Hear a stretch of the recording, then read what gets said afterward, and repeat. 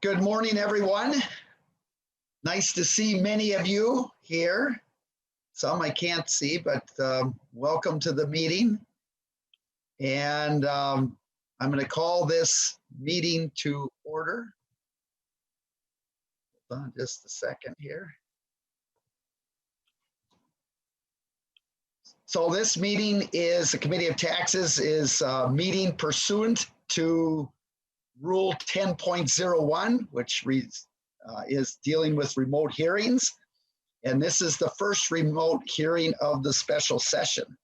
So just a couple quick reminders for members is that be sure to keep muted and you can do that. If you're on Zoom, you can see that little indicator in the lower left there that you can turn on or off, or you can also do that with the space bar. If you are calling in, you have to hit *6 to unmute.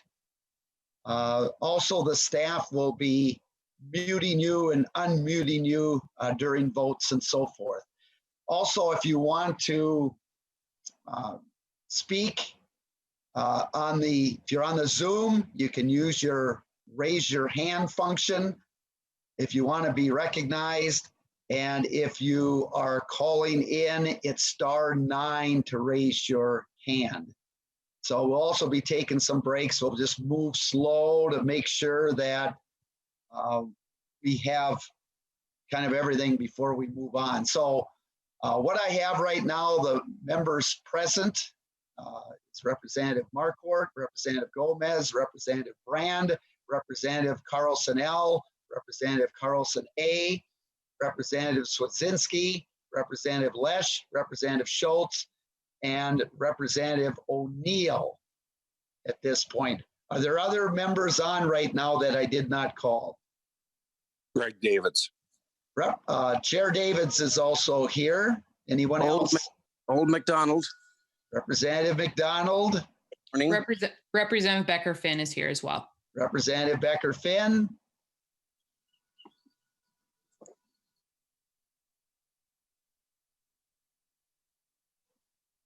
Representative Schomacher. Okay, and we will add folks as they are here. And I know we have staff and folks from the Department of Revenue and possibly members of the public. So we've got two bills on the agenda.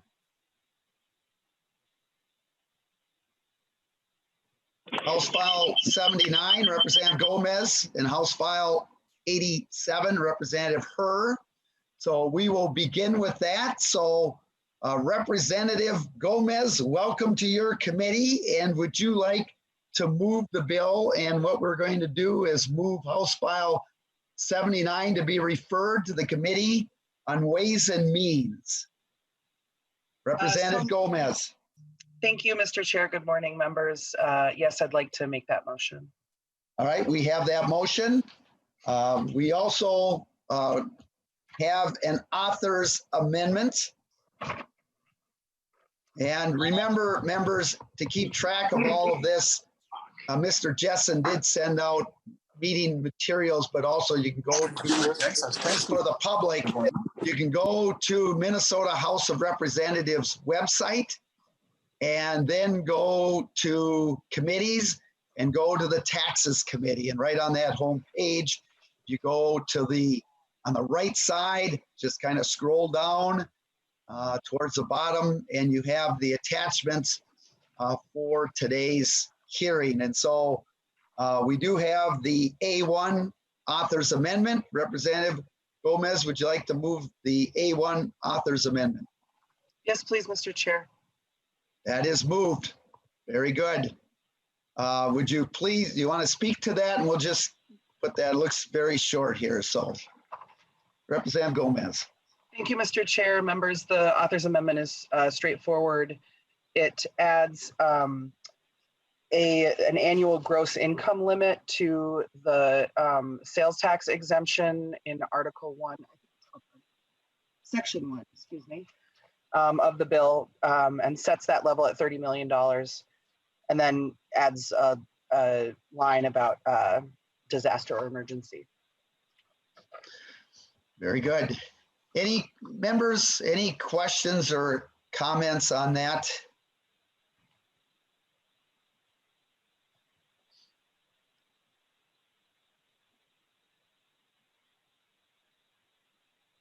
Seeing none, I'm going to call for the vote on the A1 amendment. And on this, we can just take the yays and the nays. We don't have to do roll call unless one is called. So you will be unmuted so we can hear. So all those in favor of the A1 amendment, please say aye. Aye. Those opposed say nay. The motion does prevail. The A1 amendment is adopted. Very good. We now have the bill in the order in which I think Representative Gomez wants that. So Representative Gomez, if you could please present the bill as amended.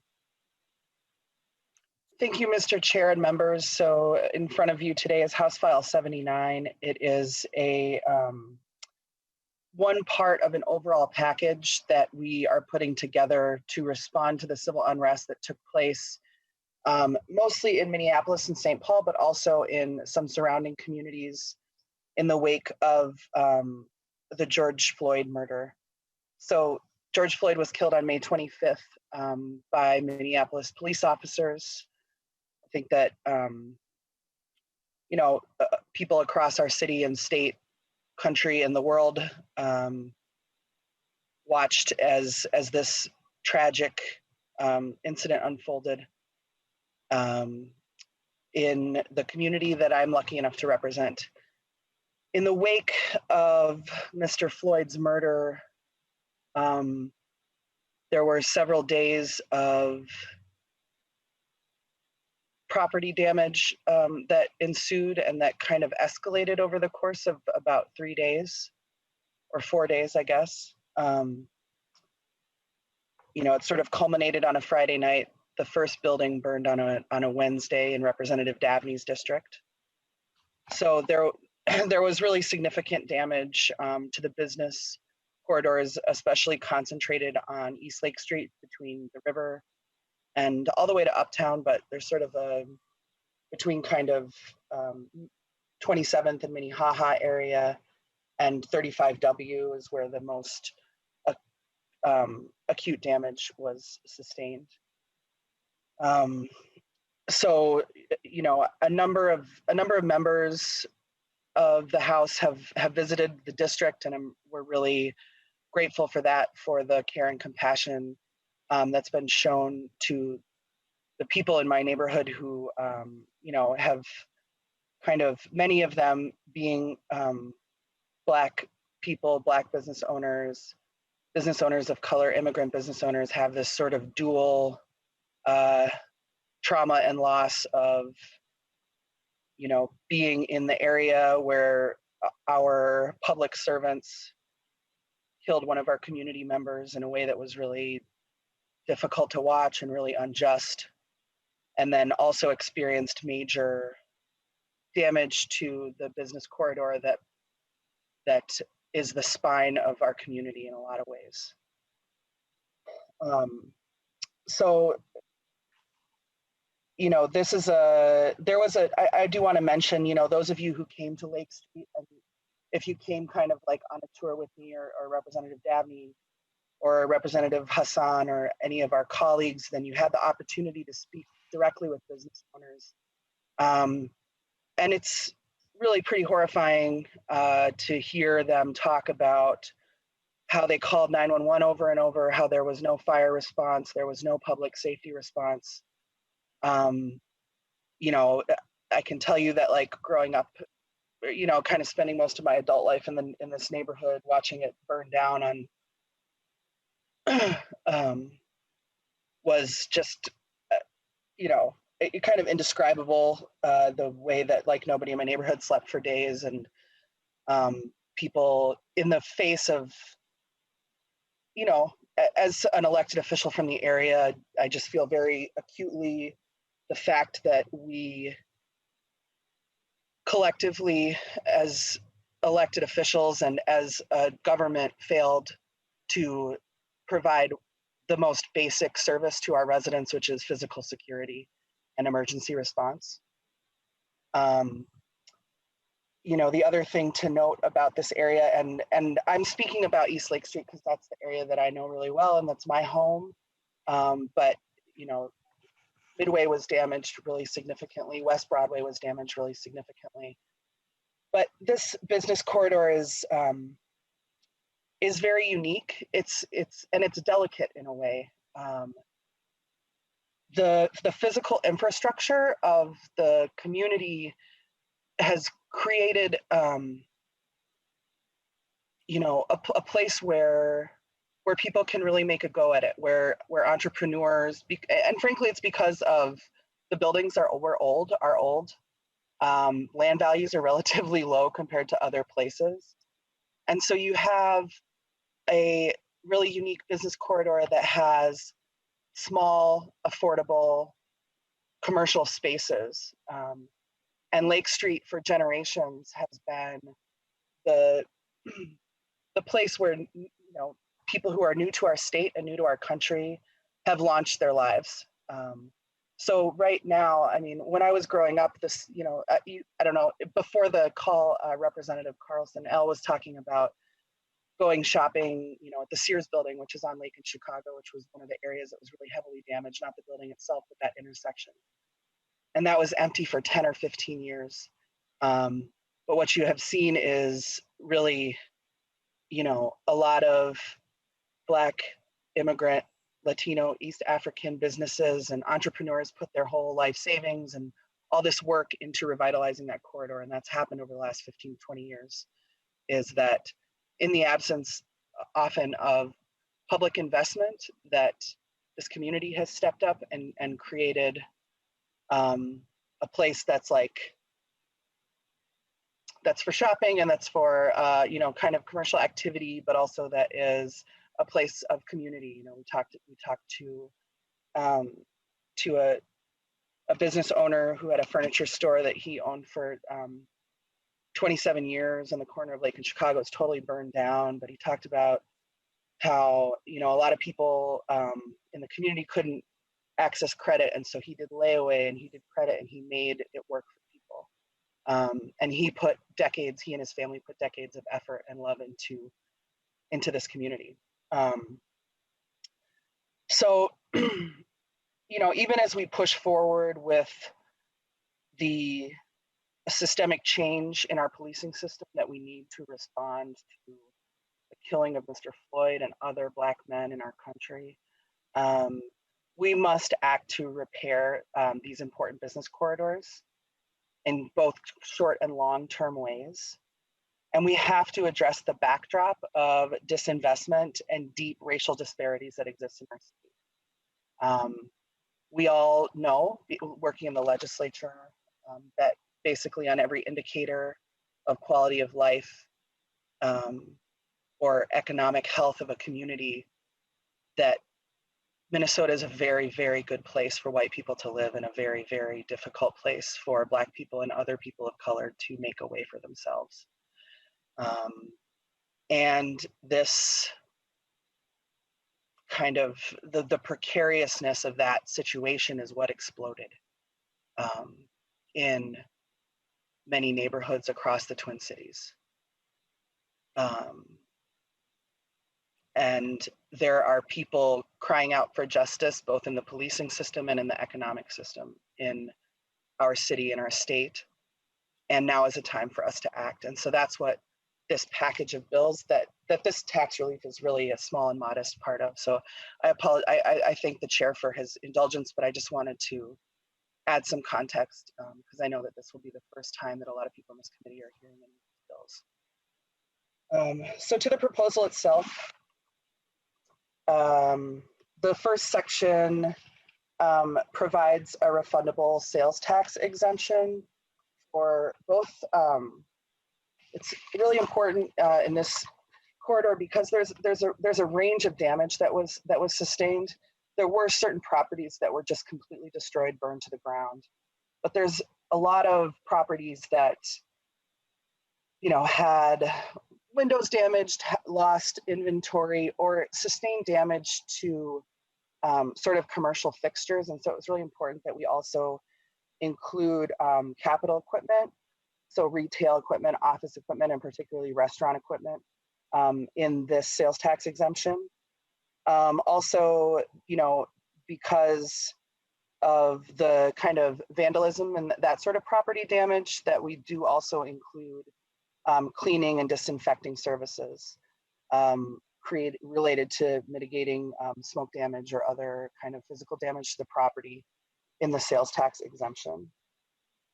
And then the second article deals with some property tax relief for properties that were damaged by either fire or vandalism. It requires that the owner of a qualifying property apply for the property tax abatement that's a part of this bill by September 1st. And it allows for the reassessment of, and requires the reassessment of damaged property under for when an application is filed under this provision. It also freezes the estimated market value for property tax purposes of properties that qualify for 5 years. So that's until 2025 to kind of provide a little bit of extra relief as the corridor recovers and as property owners try to rebuild. So that's sort of the substance of the bill. As I said, it's pretty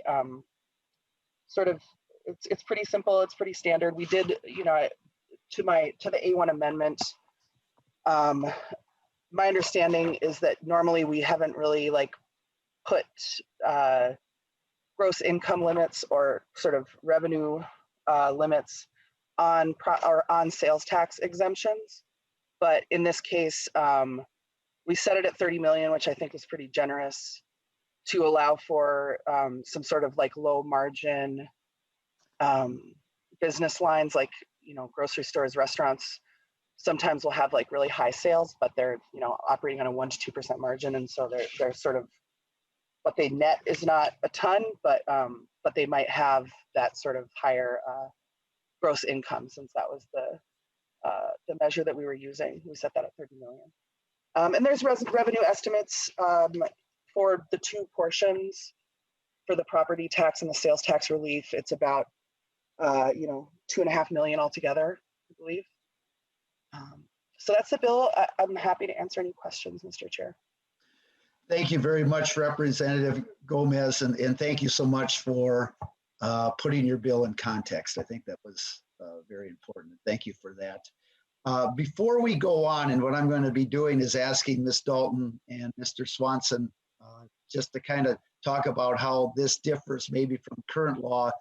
But since we've started the meeting, we've also, members, been joined by Representative Lean, Representative Joachim, Representative Shong, Representative Lesligard, Representative Petersburg, Representative Erickson, and Representative Fabian are now on the line also. So with that, Ms. Dalton, if there's probably, there's three main areas to this bill. There's the sales tax exemption, and then there's the property tax abatement and the valuation freeze. So Ms. Dalton, on the refundable sales tax exemption, how does this kind of compare to what we've done in the past, where there's been, fires, for example? I know recently we've dealt with, Mazeppa and Medalia, Melrose.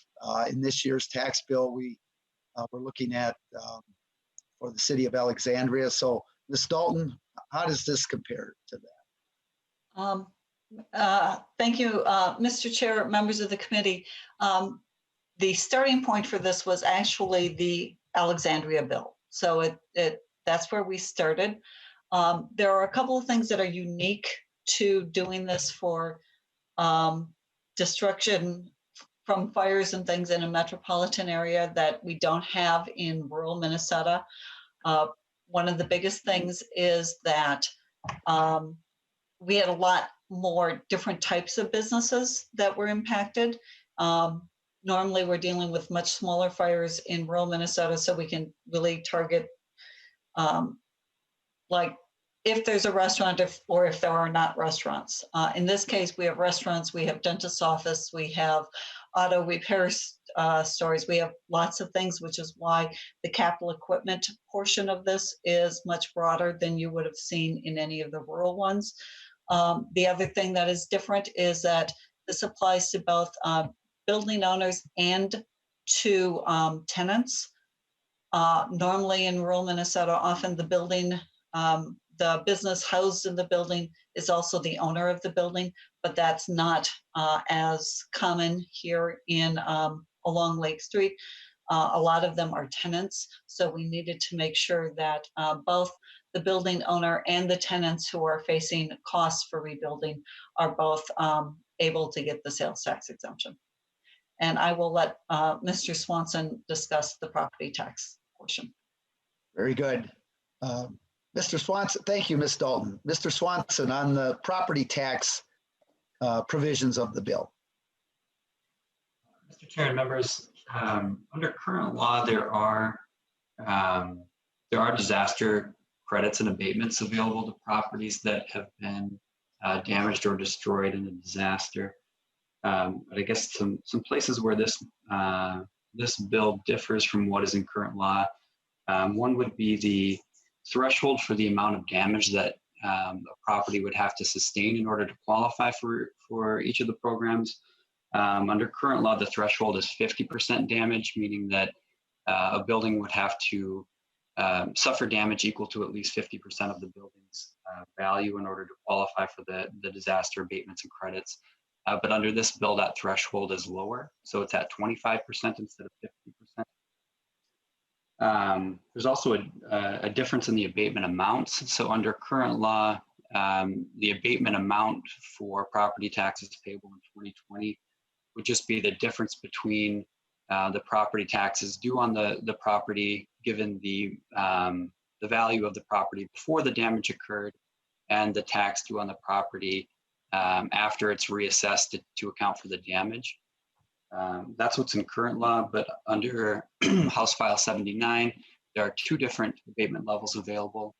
One is for properties that received damage that was equal to less than 50% of the property's value. They'd be eligible for an abatement amount equal to half of the property taxes that they paid on the property in 2020.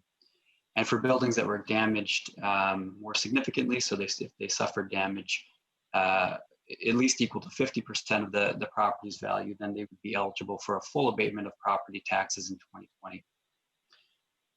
Lastly, under current law, there are credits available, property tax credits available for the properties that are damaged, and these credits would be for taxes payable in 2021. So if a property qualified for the abatements that are under current law, they would receive a credit that's calculated the same way as the abatement.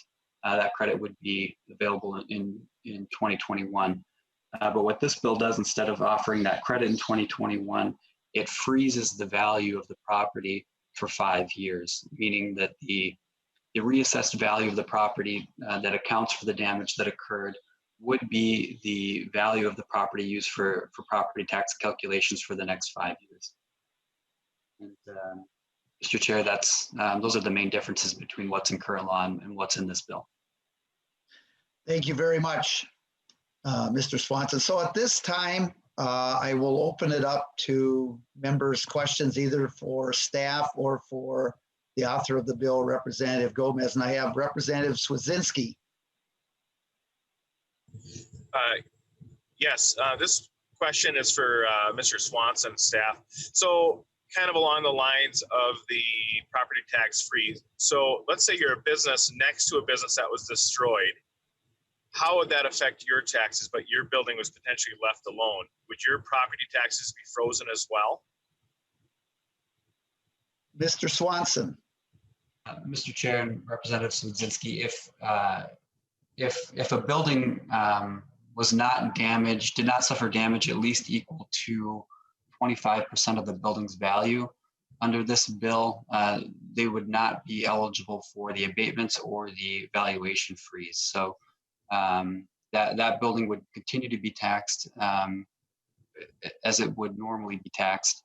I guess the effect of market value freezes is that it puts less property tax base into the overall calculation of the tax rate for other properties. So the effect of that is that the rates are slightly higher for surrounding properties, but they would not be eligible for the abatements or the valuation freeze unless they met that minimum threshold of damage. I guess that was kind of a Representative Swedzinski. Thank you, Mr. Chair. That was kind of just a concern of mine to say, because that's normally what happens if you freeze the value of one property and not another that would be next to it. And you're going to see a larger, if you were lucky enough to escape the damage, you would see a larger tax burden because of this and put you at a potential disadvantage because your building wouldn't be fixed up, your building, and all of a sudden you're going to be carrying a heavier weight for that. But also, I've also heard the potential for property values actually going down and assessments and valuations going down because of this, market value and the rest. Does this block those assessments from going down then too on those assessed properties? If the value of the property would potentially go down and their tax liability would be less? Mr. Swanson. Mr. Chair and Representative Swedzinski, what would happen under this bill is that the assessor would be required to reassess the property this year, so sometime before the end of the year, and it would then freeze the value of the property at the value that accounts for the damage that occurred. But as it's written, it just prevents the value of that property from going above that amount. So if I understand your question, I think you're asking if potentially the frozen value could decrease sometime over the next 5 years. I believe that would still be possible. This bill just prevents it from going over that amount. Okay, so it would only affect it if it goes up. I mean, because I'm thinking in 3 years, you have normally a truth and taxation hearing as a property taxing authority, and if a property owner would want to come and dispute potential drop, he would still have that ability to do that, not barring state law. If his property value would be going down compared to the current evaluation and assessment. Mr. Swanson. Mr. Chair and Representative Swedzinski, yes. So this bill language it prevents the market value from exceeding the reassessed value. So it could still potentially go down. It just couldn't go any higher than the value the assessor puts on the property later this year. Representative Swedzinski. Thank you, Mr. Chair. Just general, just the cost wise and some of those things I'm sure we're going to be getting to. So anyway, thank you. Thank you. I don't see other questions. If you want to take a look at the revenue estimate for House File 79, and again, for the public and others, that is on that Taxes Committee website. You can go to the Minnesota House of Representatives and go to the taxes website, and it's in the lower right. But it looks like $1.2 million cost in 2021 and in 2022 and 2023. So do I see any other comments or questions? I have a question. Representative McDonald. Thank you. Question for Ms. Dalton. Similar to that of what we've done in the past for the sales tax exemptions for Melrose and Alexandria. Our next door neighbor, a good friend of mine, is an insurance adjuster with the West Bend. And so he's been down at the site numerous times with many clients, helping out many of these business men and women, have the businesses and the owners of the building. So he's very well aware of the situations and shared with me just the devastation, of course, of the owners and the businesses.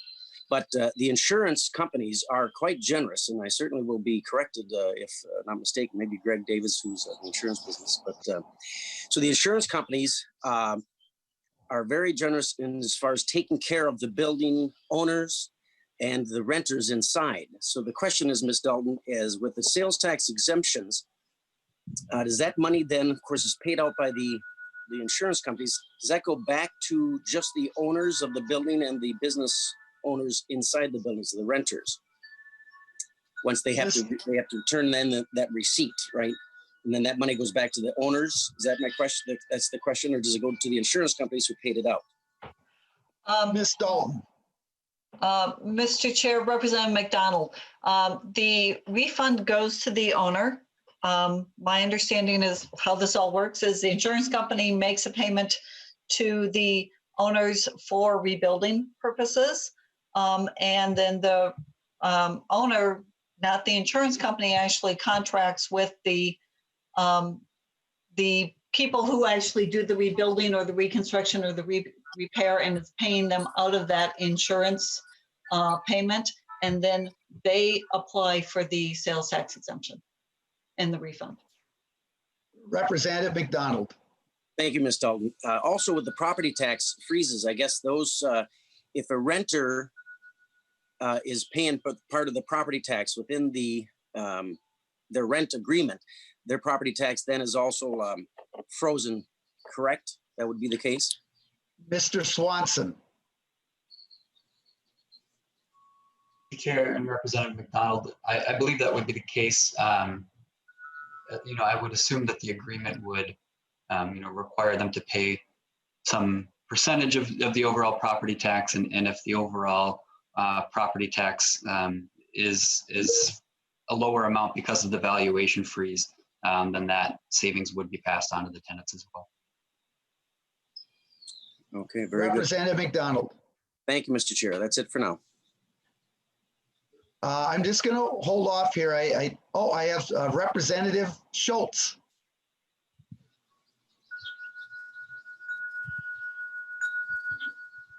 That threshold of less than $30 million of gross income. Representative Schultz, I can't hear you very well.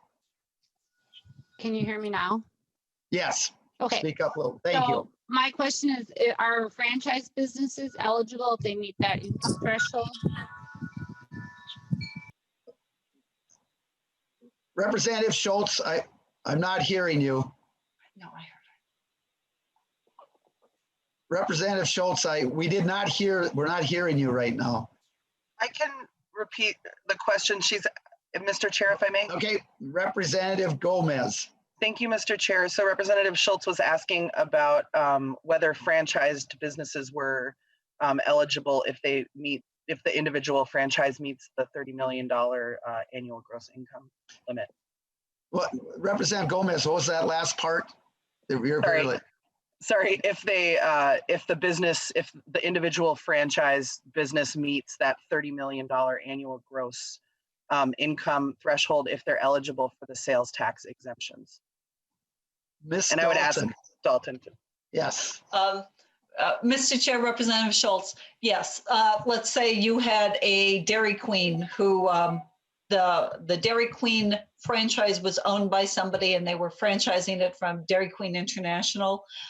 They are a separate business, and so whether they meet the $30 million threshold would be based only on the gross income for their franchise. Now, if they own multiple franchises, you would combine all of their franchises into this. And this is to deal with things like Target. Target is a big business, but if you only have a single franchise or two franchises, you would only look at your combined income from the franchises that you own. Representative Schultz, you can maybe nod was that your question? Was that, okay, that's it. Thank you, Representative Gomez, for that. Representative Swazinski. Thank you, Mr. Chair. And just a kind of a clarification note. So I've also heard there's some businesses that are looking to rebuild, but not necessarily rebuild here, because it was destroyed, just like any other business that was destroyed, would that transfer to wherever, as long as it's within the state, that they would receive the sales tax exemption? Ms. Dalton. Mr. Chair, Representative Swedzinski, the exemption will follow a business owner that was a tenant. So if a restaurant that was destroyed relocated to another, decided to rent another location so they could open earlier, well, yes, they could still get the capital equipment exemption. This generally is only going to apply, it only follows the owner if it is like a renter. But yes, the renters can get a capital equipment exemption if they locate in another location. Representative Swedzinski.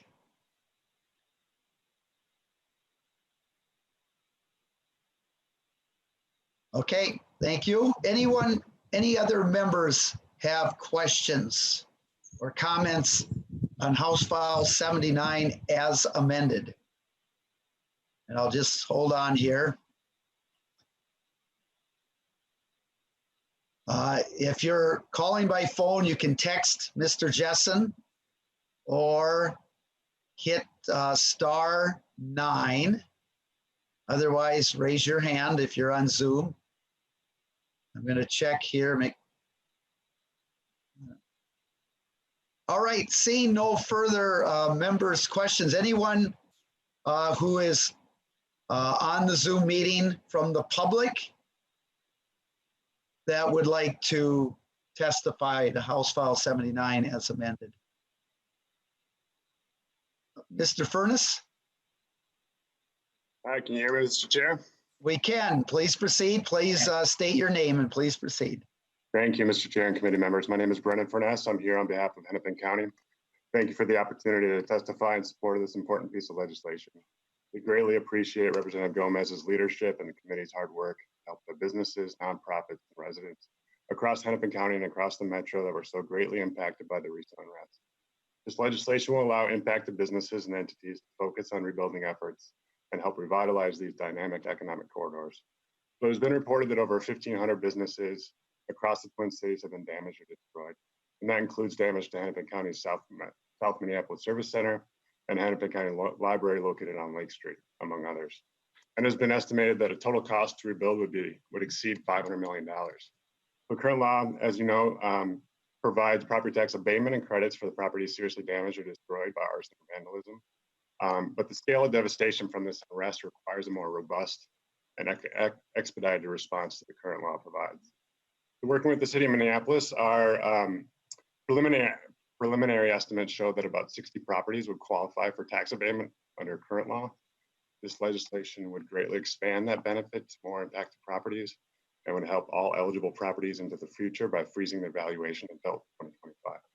And initial estimates show that about 30 properties would be eligible in Minneapolis alone for a total benefit of over $500,000. And we would also be able to expedite these abatements, which would provide properties with a certainty in the immediate future. We hope this legislation can advance quickly to provide that certainty and clarity for all these businesses and entities, allowing them to survive and get back on their feet and contribute to the economy as quickly as possible. Thank you again for the opportunity to testify. Thank you, Mr. Furness. Any questions for the testifier?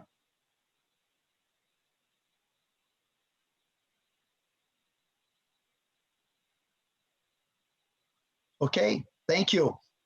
Would anyone else care to testify?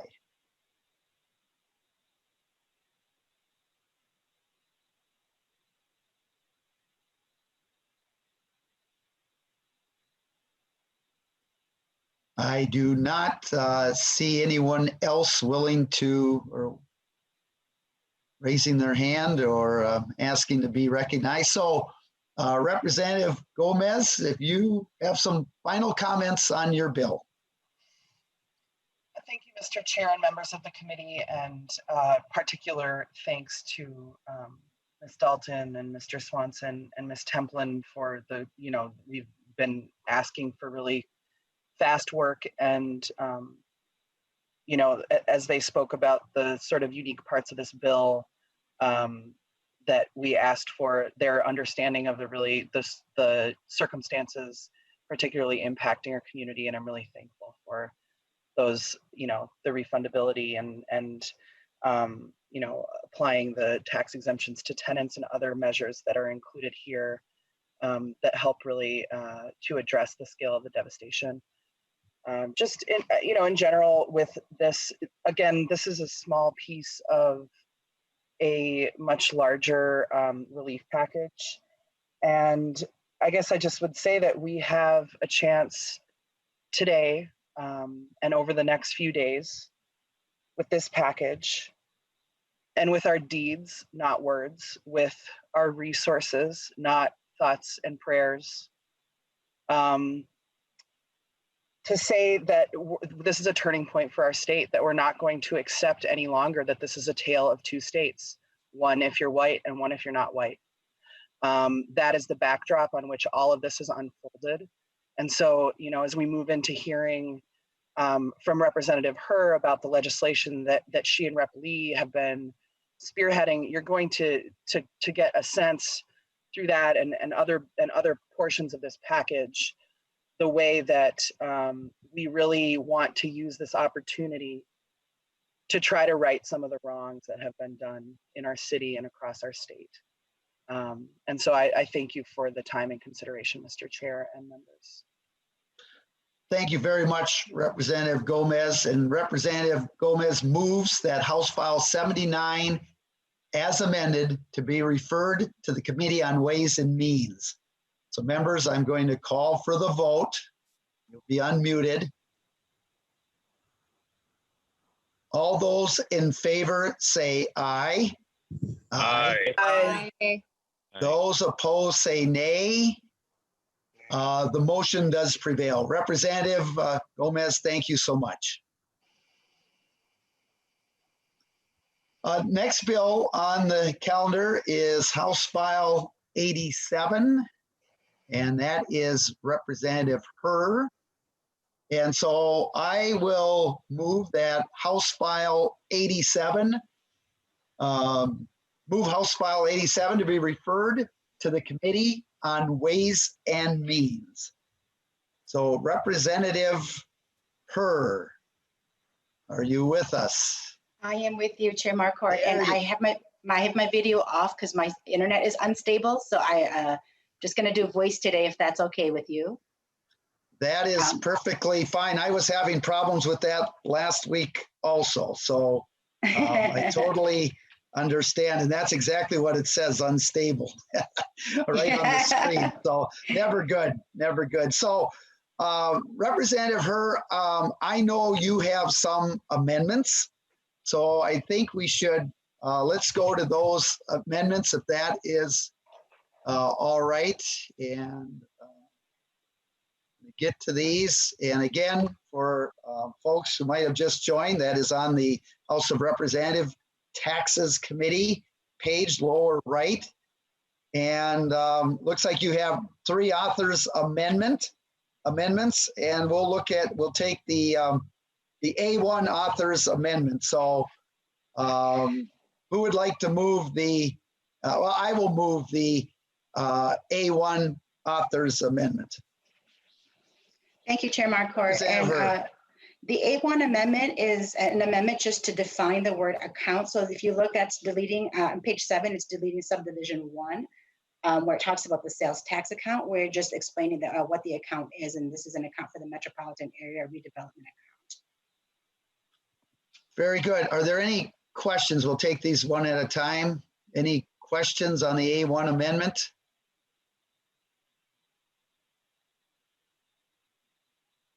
I do not see any. I'm going to call then for a vote on the A1 amendment. All those in favor say aye. Aye. Aye. Those opposed say nay. The motion does prevail. The A1 amendment is adopted. So you now have, we will take the A4 amendment. And I will move the A4 amendment. Representative Herr, would you address that, please? Thank you, Chair Marquardt. The A4 amendment is giving further clarification for subdivision 1 about the findings and creation, the purpose of this Metropolitan Area Redevelopment Corporation, and that is very specific to the need for why this should be developed and why the fund is necessary, and it is to address systemic and historical disparities in our investments and in communities of color and indigenous communities. And so that just provides the foundation for why we are establishing this. Thank you very much. Are there any questions for Representative Herr on the A4 amendment?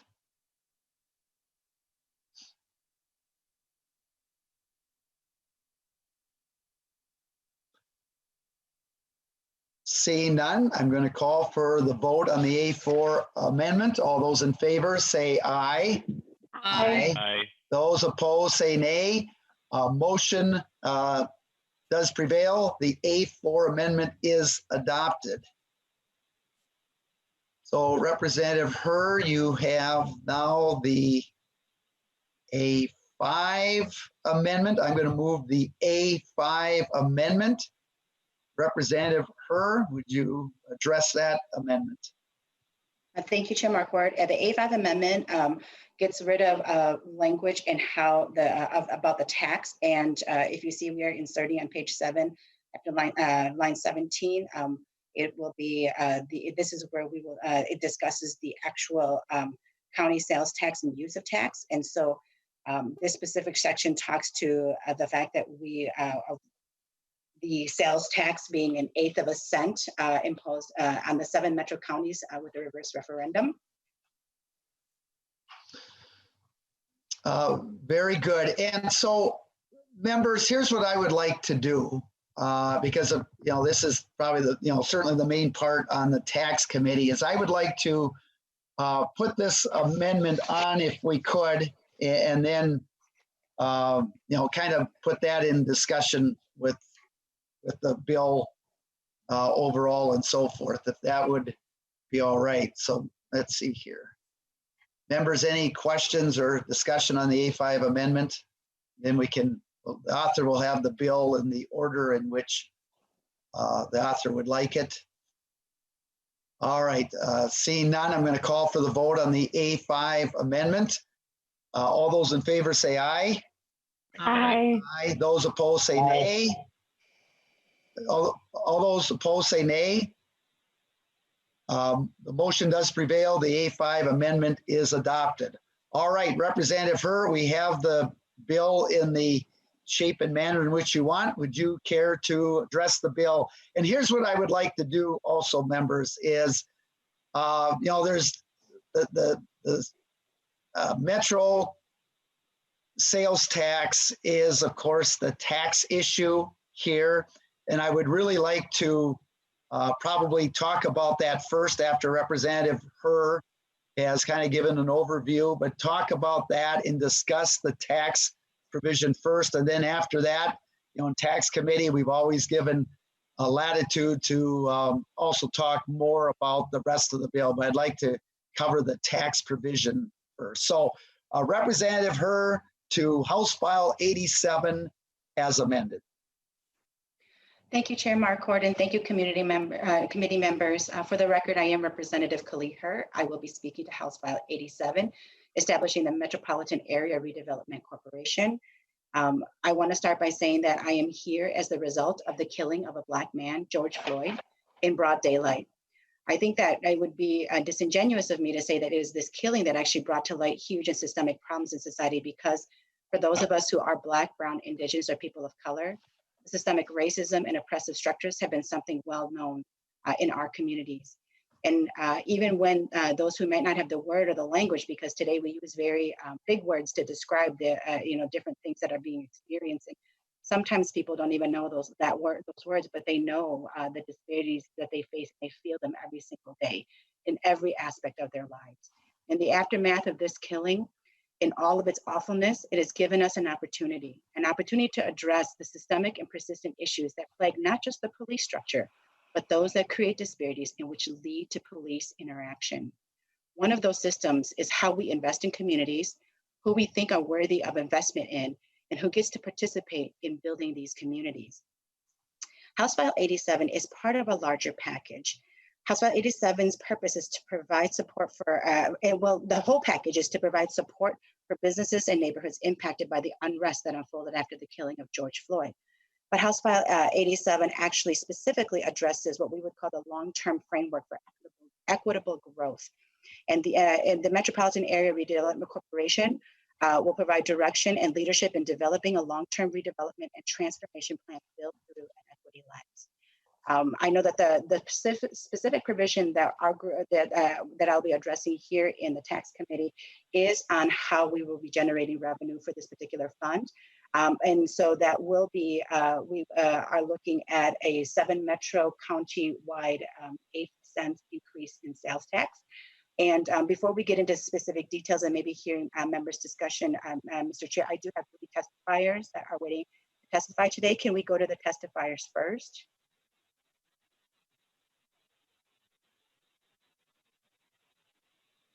Mr. Chair. There we go. Sorry, Representative Herr. I had muted myself and I thought I could just hit the space bar. So yes, that would be great, Representative Herr, if you would have your testifiers, please. Thank you, Chair Marquardt. The first person that I'm going to have to, that is testifying is Botal Arabe, and she is the Executive Director of the Coalition of Asian American Leaders. Bo, if you're on. Very good. Ms. Arabe, please proceed and please identify yourself.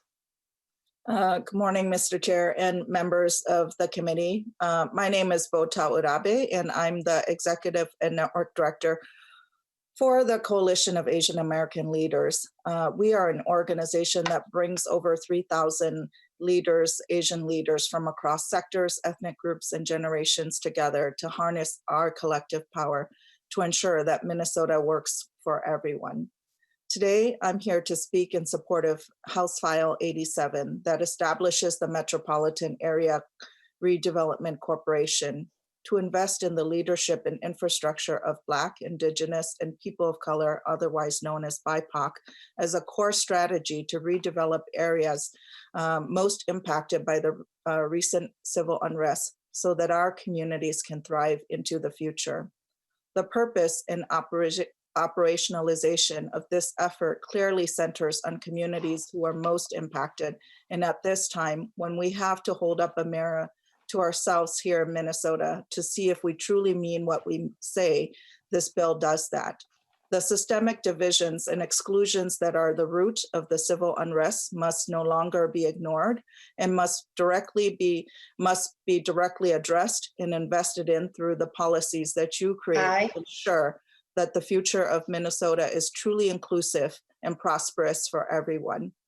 You see, historically, organizations created and led by BIPOC communities rarely receive adequate funding to provide programming, let alone the needed investments to build or strengthen our infrastructure. In turn, many become subgrantees of white-led organizations who often leave our communities without capital or lasting structures that belong to us. So it's no wonder why our communities are left to pin their hopes of economic prosperity on organizations that are created by others who may use our data, our sufferings, and even our human resources, but will leave us behind when we speak out to say that what is being done is not enough. Even so, many of our organizations continue to serve the most vulnerable community members and are often the backbones of our communities. We provide culturally responsive in-language programming and house the aspirations of whole communities who are striving to reach their full potential and achieve shared prosperity here in Minnesota. Community-created and community-led nonprofits like ours are deeply committed to the shared success of all Black, Indigenous, and communities of color. That's why we at the Coalition of Asian American Leaders believe that in this moment investments of resources that lets us lead in the rebuilding of our communities, as well as invest in the organizational infrastructure of our groups, is critical at this time. We recently surveyed 21 Asian Minnesotan nonprofits and found that while they have services that range from healthcare, education support, leadership building, job training, and business development, 30%, most of them, are volunteer run with no staff and have budgets of less than $25,000 a year. Only one organization had a budget of more than $5 million. 3 organizations had a budget over $1 million, and 10% had budgets between $500,000 to $1 million, while 20% had budgets between $25,000 to $500,000. For a community that is 280,000 strong, this should never be acceptable. The data is similar for other communities of color. Sure, these organizations are grateful for the volunteers who support their work, but many are greatly concerned about the fragility of their infrastructures because it leaves them with little ability to garner more investments and has not allowed them to truly play a leadership role in building prosperity for their communities. For example, without infrastructure, these organizations can't acquire property or put together sophisticated deals to build businesses and homes and so on. Asking BIPOC organizations to continue serving communities without investing in our infrastructure has been asking us to build our houses without foundations or frames. We've done that for far too long. If you believe in ending systemic inequities, then I ask for your support of House File 87 so we don't repeat what's been done before. We too want our organizations to become anchors that improve community conditions, strengthen our economy, and lighten the burden on government, taxpayers, and society as a whole. But we cannot do that without trusting and believing in the leadership of BIPOC communities and making sure that investments are made to our infrastructures so that we can scale up and achieve shared prosperity. Thank you for your time and listening to me this morning. Thank you very much for your testimony. Representative Herr, do you have another testifier? I do, Chair Marquardt, and the next testifier is Jean. And Jean, I don't have the name of your organization in front of me, but if Jean, if you're on, if you could introduce yourself, that would be wonderful. Very good. If next testifier would identify themselves. Good morning. Good morning to you. We can hear you. Okay. Welcome to the committee. Good morning, Mr. Chair and the member of the committee. Thank you for having me this morning. My name is Jean Galgalu. I am the President and CEO of African Economic Development Solutions, AEDS. AEDS work to build wealth within African immigrant communities through economic development activities. We work throughout the Twin City metro area to create wealth, lift immigrant community out of poverty, and contribute and benefit from the region's vibrant economy. I'm here today to support House File 87, a bill focused on building a new development corporation dedicated to equitable redevelopment and increasing opportunity for people of color and indigenous people. Our goal at AEDS is simple. We want our client to build business that create jobs with livable wage. We want families to own home and to break free of poverty. We want to help disadvantaged communities achieve financial security. However, throughout my 12 years of working on this, reaching this goal, there has been roadblock after roadblock. African immigrants cannot access traditional financial institutions to start their businesses. When they are able to open a small business, they are faced with ongoing bureaucratic government entities that are not set up to provide cultural competent service to support businesses. Instead, they experience discouragement and impediment to innovative way of conducting business and reaching an increasing diverse economy.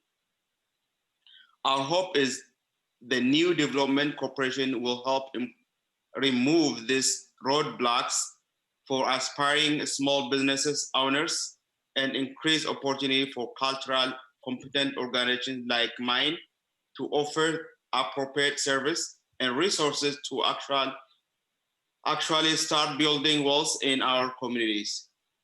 Walls building in Minnesota is critical to the upward mobility of our immigrant and refugee communities, but this cannot happen without building organizational infrastructure necessary to advocate for our communities and ensure access.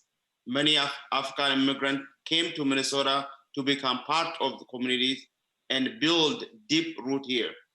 They want to be financially independent and have access to living wage and economic opportunities. They want to own home, establish small business, and build generation walls to their children do not have start from the ground up. I urge you to pass House 587 so that communities of color and indigenous communities can count on an organization that will use an equity lens to support the building of our communities and building of our organization institutions. We want to have access to economic development opportunity that exists in our Minnesota economy. We are ready to fully participate of our vibrant Minnesota economy, but we need to be given access to this opportunity. Thank you for your support. Thank you very much for your testimony this morning. Chair Seeing Marquardt. no questions, Representative Her. I have one more testifier, Chair Marquardt, and that is Adair Mosley, who is president of Pillsbury United Communities. Very good. If you would please identify yourself. Yeah.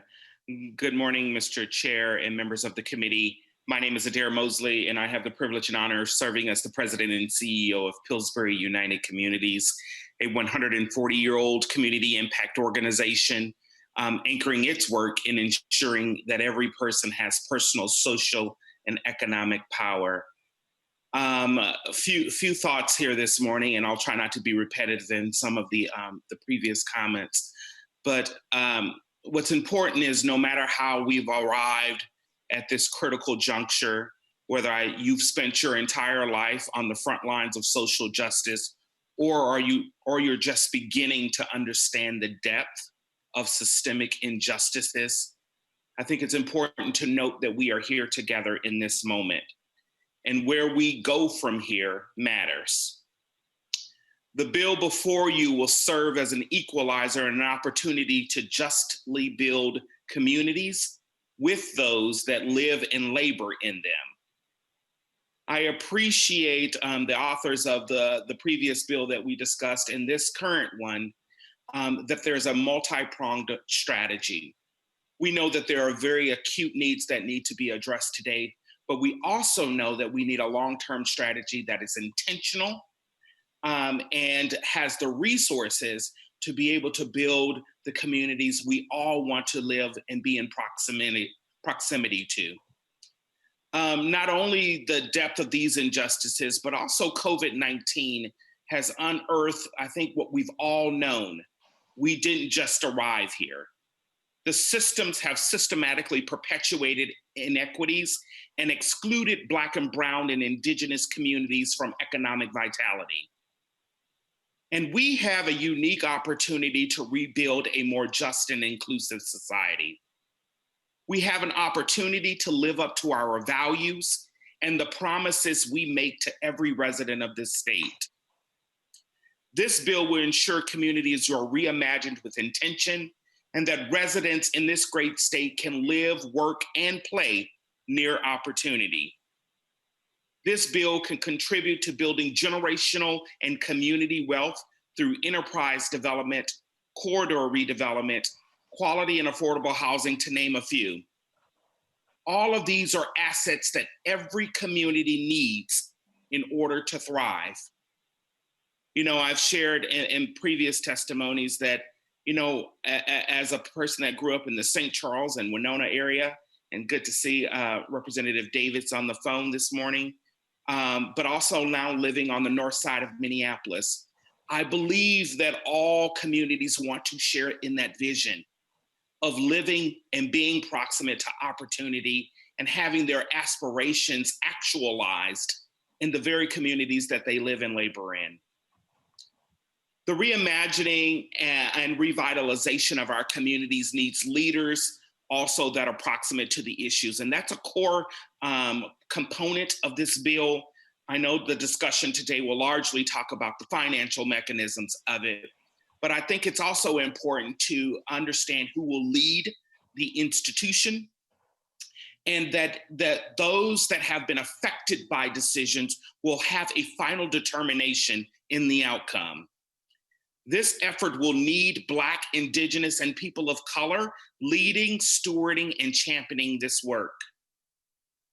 So much of how we have arrived to this place has been because we've excluded the voice and meaningful engagement of Black, Brown, and Indigenous people.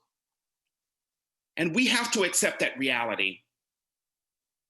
And I challenge all of you to think about the times that we've implemented policies, and so many times the people that are going to be affected by that policy are not at the table.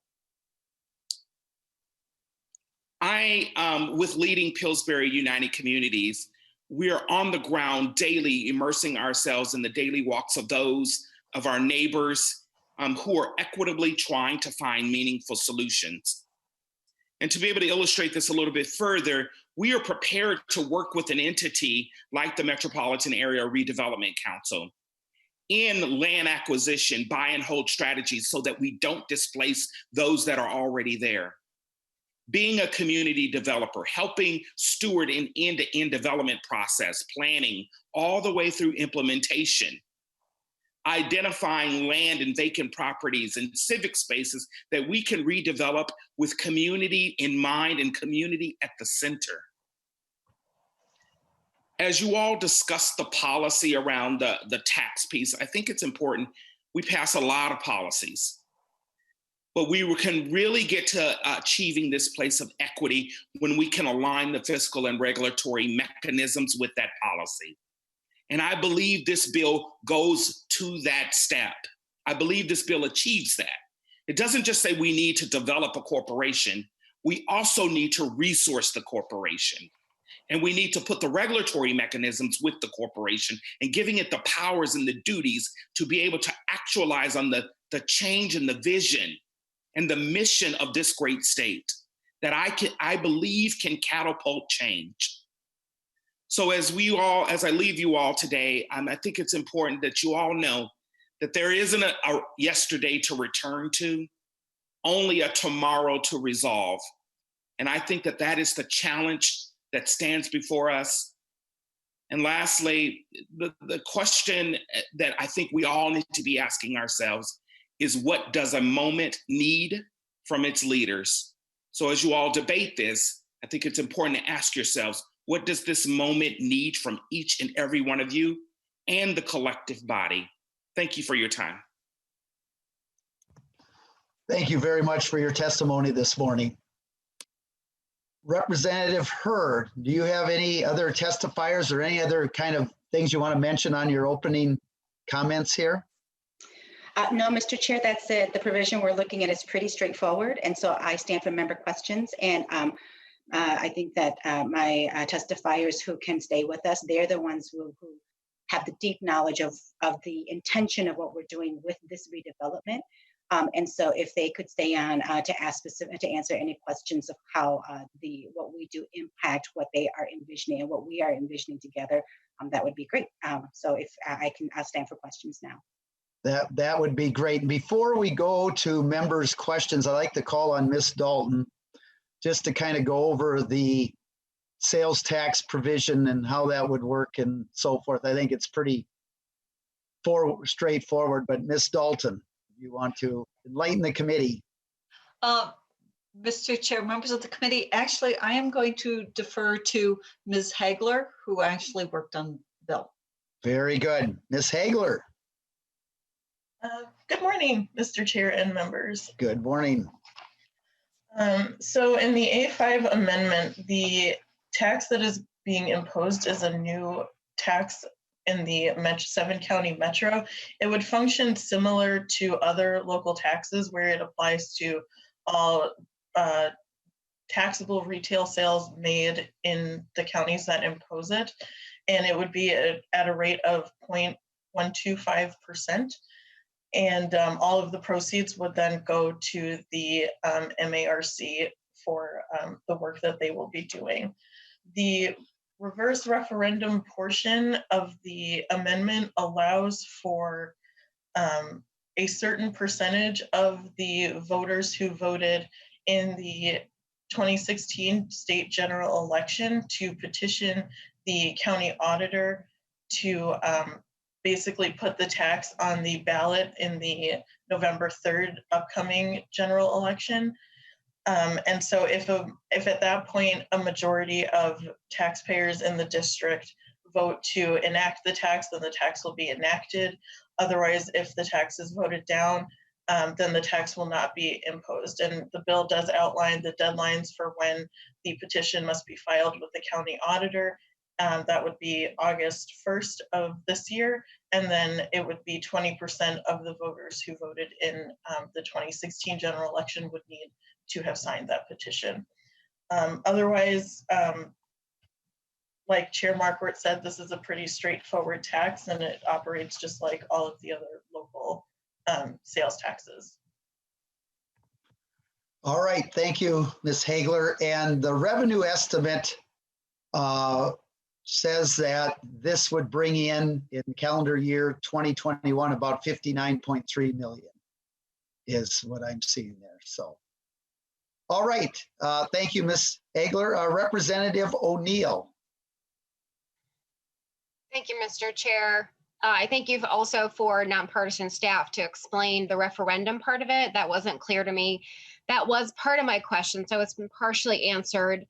The other part of my question, though, is as I was carefully reading through documents and listening to Representative Herr's testimony, unless I missed it, I'm wondering if she has maybe letters of support or statements from any of the 7-county metro boards like Anoka, Carver, Dakota, Hennepin, Ramsey, Scott, Washington. Have any of the county commissioners or the boards themselves sent any letters of support for this endeavor? Because there's two sides of the equation. And I do appreciate that it's done in a referendum so that the people's voice will be included, but just wondering if you had any support letters or encouragement from the counties that would be, the tax would be increased. Representative Herr. Chair Marquardt, Representative O'Neill, thank you for the question. Representative O'Neill, I do not have any of those letters. This is something that came up as feedback from community members from weeks and weeks of talking with business owners and residents who live in the areas that were impacted from having walking tours. And, many of our colleagues on both sides of the aisle participated in those walking tours where we heard from business owners. We heard about concerns about redevelopment and what that would look like and investments in communities. And so this came from them. And to be really honest, I haven't even talked to my own Ramsey County commissioners about this. And I welcome any conversation, but right now is the moment that we had to put together some legislation to address this because, we are also under the understanding that I don't know how long the Senate is going to be in session. And so we could not wait to gather thoughts from everyone. And I continue to welcome it if anybody wants to send me comments or thoughts from the county commissioners. Representative O'Neill. Thank you, Mr. Chair and members. I completely understand the rapid pace, and I feel that tremendously serving on 7 committees, many of them that have met for in excess of 7 hours at a time. I myself am very exhausted just from the pace and the pressure and the amount of work that we've been doing in short order. I completely understand. Representative Herr, that I think you and I have talked about my background, and I've spent a couple decades working in the field of nonprofit, including Minnesota Adult and Teen Challenge, including an international humanitarian relief organization where I have been the assistant director and have sent relief and support all over the world. I've been on every continent except Australia. And I actually worked for a Korean man born in Korea and then became a citizen for 7 years. And he was married to a Colombian woman, which was an interesting combination. But I understand the depth of need and how challenging it is to be in a nonprofit. And one of your testifiers spoke to the fact that so many of the nonprofits have an annual budget of $25,000 or less, which is just so tiny. You know, I've had fortune of working on slightly larger nonprofits, not much larger, but larger, and the challenges are immense. And the challenges that are being faced right now are unprecedented, up and down, particularly the corridors that were destroyed. I appreciate the speed, and I appreciate your thoughts behind this. I just I wanted to hear from the other side. I'm glad that this will be going to a referendum, but I do have one final question, Representative Herr, if you would be so kind. Can you just give me a little bit more explanation as to what MARC is and what kind of fiscal oversight it will have? That would be really helpful for me to understand what we're doing here. Again, just because of the pace and the amount of work that we've all been doing, I think a clear explanation will be helpful to me. Thank you. Representative Herr. Thank you, Chair Marquardt, and thank you, Representative O'Neill. I know you and I have talked many times, and I always appreciate your thoroughness and diligence in looking over bills and being really thoughtful about what the implications may be. So I really do appreciate it, and I know that your questions come from a really good place. And so to your question, specifically the MARC will actually be an entity that will oversee the redevelopment of the impacted areas. And they will be tasked with doing a number of tasks. They will be actually providing the redevelopment plan. So this board, which will consist of 9 people, will look at both short-term and long-term plans for redevelopment of the cities and those that were impacted. And then they will also be charged with there will be grants from this pool of funds and to oversee how to structure those and who to partner with. And so there'll be an enormous amount of work because this actually, like we said, it's going to be community driven with community center, which means for anybody who has worked in any entity that makes decisions, not just based on what they believe is in research that is best to do, but who actually works within community knows that this is a long and intensive process. And so this board is actually charged with a great deal of responsibility of ensuring that the plans that they develop and the work that they put together specifically is for community and from community and will benefit community, which is something that we don't often see when we give institutions money to do this type of redevelopment. And so I hope that answers your question, Representative O'Neill. And then I think what was the second part of your question? Can you ask me that part again? I'm sorry. Representative O'Neill, I think it dealt with what would be the accountability for. Yes, there is. We have an audit account. Thank you, Chair Marquardt and Representative O'Neill. We do have it written in here, and let me find it because I know I just read it, and I feel like my brain is everywhere. But there will be an audit of the MARC, and I think that is going to actually be done through the state auditor's office. Yes. Representative O'Neill, any further questions? Thank you, Mr. Chair. So if I'm understanding correctly, the legislative auditor will be doing the oversight. Are they also accountable to any state agency? Is there a state agency kind of assigned over them to offer them structure and support and, following the general accounting principles that we need to follow? I also worked for a CPA and did accounting a lot in my life. And so those things are incredibly important. In fact, what I did in the nonprofits was all of the accounting and human resources and logistics and international projects and things. So can you just speak to like some of the fiscal accountability? Is there a state agency that will be there to oversee this also, not just a legislative auditor, but more of like someone that can be supportive from the state agency side? I think I can answer. I'm looking at the summary of the bill right now, and under Section 2, Subdivision 8, directs the state auditor to audit the finances of the corporation. Chair Marquardt, can I add just a little bit to that too as well? You bet, Representative Herr. Thank you, and you are correct, Chair Marquardt, that is correct. And Representative O'Neill, there will be an executive director that will be hired by the members of MARC, and and until that happens, the Commissioner of Deed will actually oversee this entity. And because grant making function, I think, as you're very well aware with your past history of working, that grant making is actually quite an intensive process. It's an operational process that requires a lot of people. And so we are not charging this entity with actual operationalizing the grant making, that they will be partnering. We left that very open to who they would partner with, because the entity can make that decision. It could be Deed, it can be Met Council, it can be anybody that they deem. But I just want to be very clear that the feedback that we've heard over and over and over again from community is that our government entities actually are not very good at doing grant making to our communities.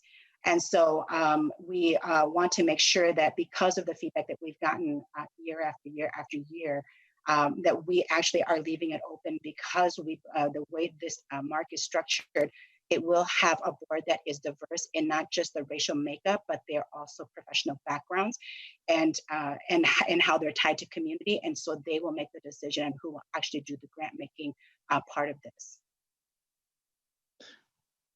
Representative O'Neill. Thank you, Mr. Chair. I'm just trying to wrap my head around it as far as the fiscal side of it. Forgive me, I'm just processing just a little bit of what you just said. It's almost akin to, from what I'm understanding, almost like a separate state agency, although Deed will be there sort of at the inception of it. I guess I'm just concerned about the fiscal oversight, although I understand that the auditor will be there and taking a look at it, the legislative auditor, but I'm just having anytime we start something new, you just have to give us a minute to just wrap our minds around it to help me understand. I'm a person that set things up from nothing, set up chart of accounts and policies and procedures for nonprofits and all of that. And so I'm just trying to wrap my head around sort of this inception and the flow of information, I guess. So thank you for those answers. I'm still just processing. Thank you, Representative Herr. Thank you, Representative O'Neill. Representative Erickson. Chair Marquardt, can I actually just provide a little bit more clarity, because I know Representative O'Neill really is looking for information, and I might be able to help her with some of this, what's already written in statute language. Go ahead, Representative Herr. Thank you. So this is, it's not like its own department or state agency. It's actually a political subdivision. So if you look at lines 5.5 to 5.8, it talks a little bit more about that structure. And so they will actually be, they will have to actually choose a state agency by the executive director for them to be a partner with in this. And so I don't know if that gives you any assurance, that language in 5.5 to 5.8. Thank you. Representative Erickson. Thank you, Mr. Chair. And Representative Herr, I certainly agree that we need redevelopment. I have viewed the area in St. Paul that was damaged, and it's saddens me that we have to see that done to what was I considered a really rebuilding community already. But I wonder, in your conversations with those who helped you develop this proposal, did you talk about improving education at all as part of the redevelopment plan? As I'm reading through section 5 of the bill, I see nothing here that relates to doing something like Pillsbury United Communities does. They authorize 20 charter schools. So I guess my question is, as part of redevelopment, would there be the opportunity to authorize more charter schools, or to build charter schools or rebuild charter schools, which of course is more in the Lake Street area. But that's so important, because education is the backbone of success for all of our citizens. I just wondered, did you have any conversations about improving education for our children and our folks who attend places like Summit Academy and have been given the opportunity to get such great jobs? Representative Herr. Thank you, Chair Marcourt, and thank you, Representative Erickson, for that question. I know you and I both sit on education together, and it's a topic we are very passionate about. I appreciate your question, and I guess I think that education comes in so many ways, right? And part of rebuilding community means giving them the tools and the resources. And to me, and this is something I've advocated for a really long time, is that education can't just be for our children. It's necessary for our children, but it's also necessary for communities of color, communities who have actually traditionally not been given information to help themselves understand even just very basic things that we think people should know, right? Like I didn't know these things until I went to college and studied finance. That when you grow up in a community that lacks social and cultural capital, you have no ability to even understand what compound interest means. You don't have any understanding of like time value of money. You don't have any understanding of these things that seem like such simple concepts. But because we are trying to survive on a daily basis, that when we bank at places that are predatory, that we spend huge portions of our money just to cash a check, that type of education is absolutely necessary. And that those are the types of things that organizations who are on the streets, in the ground, constantly working on education is also working on building financial empowerment. Those are the types of tools and resources that are needed to rebuild our communities.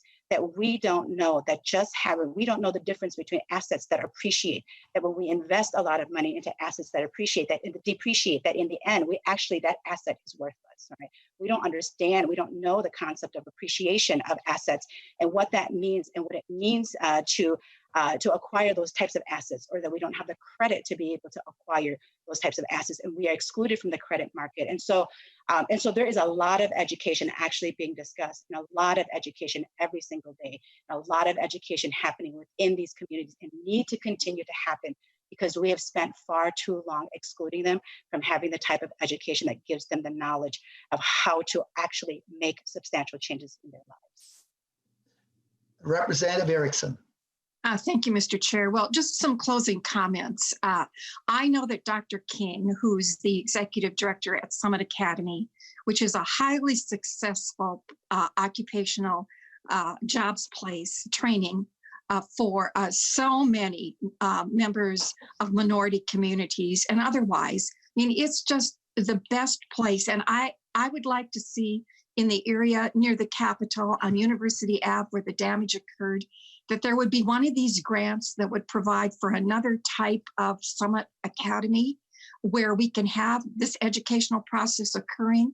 If folks don't have high school diplomas, the GED program at Summit Academy is the tops in the nation.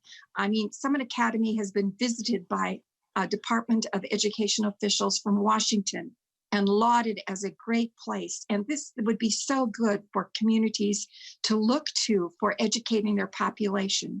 And for our children, more charter schools or even scholarships for school choice that could occur within these nonprofits that are providing grants. So I hope as this bill moves along, that there will be consideration of this aspect that's so needed. And as Representative Herr noted, you know, there are a lot who don't understand assets or how to save money or how to invest or even to keep a budget. But that's true of many folks. That goes way beyond just the communities about which she's speaking, because I have many friends who even at an older age don't understand budgeting. So, you know, those are issues that we can deal with at the K-12 level as we teach economics and the basic skills. But, you know, to have a place like Summit Academy to improve education for all, it would be just such a great asset. And so I hope that that will be considered.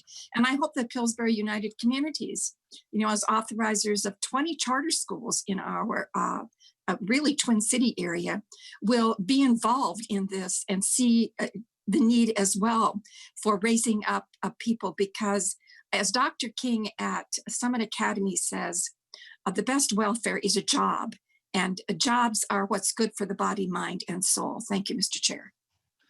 Thank you, Representative Erickson. Representative Petersburg. Actually, Mr. Chair, can I just have a quick response to that, Sure, Mr. Chair? Representative Herr. Thank you, Mr. Chair. And just thank you, Representative Erickson, for your closing comments about what is needed. I think that I would like to just point out that adding more charter schools, we're looking at a specific area that has been impacted by the aftermath of the killing of George Floyd. In these areas lie really great programs already, like the St. Paul Promise Neighborhood, the North Side Achievement Zone. There are many structures that already exist, and within those, right, in the St. Paul Promise Neighborhood, Jackson Elementary School is in that. So is Maxfield. These are schools that serve Black and Brown students. I am absolutely welcome to the idea of how we're going to invest into these schools that already exist, that already teach children of color, that are already servicing that community. That is absolutely great. I do not believe that adding more charter schools in areas that are in these particular areas is the right solution. And I just want to add that the one difference between just us saying that, well, lots of people don't know about financial concept is actually, it sounds right on the surface, but I want us to understand that lots of people have not experienced what Black and Brown communities have experienced. They have not been left out of being able to accumulate assets and own them. You know, I did a little bit of research before coming into this committee, and I recall, and what I have here is the FHA loans that were supposed to be distributed for everybody. Actually, between 1934 and 1962, were given to non-white families. Only 2% of that money was given to families of color. We've actually created laws that actually prevented Black people from owning property. That in the GI Bill, that the federal government allowed banks to discriminate against Black veterans so that they could not get the mortgages that they need. So that though we moved numerous people out into the middle class of the GI Bill, we left Black veterans out of that. That we told people you could not own land, you could not generate assets, which is why we have generational poverty. That we actually need to undo hundreds of years of us creating laws and policies that excluded Black and Brown people from being able to own assets and generate them. So this is not just an issue of us understanding budgeting. This is an issue of historically what we've instilled in Black and Brown people of their right to actually own the communities that they were in. That when they had built communities, that we burnt those communities down because we saw them prospering. This is not things that I'm making up or I heard in here. This is documented historical fact.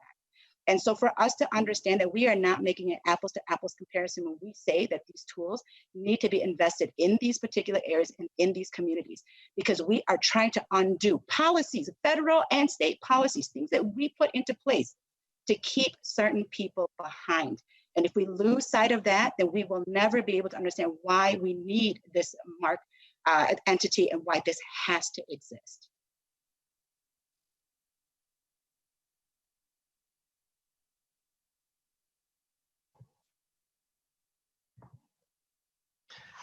Representative Petersburg.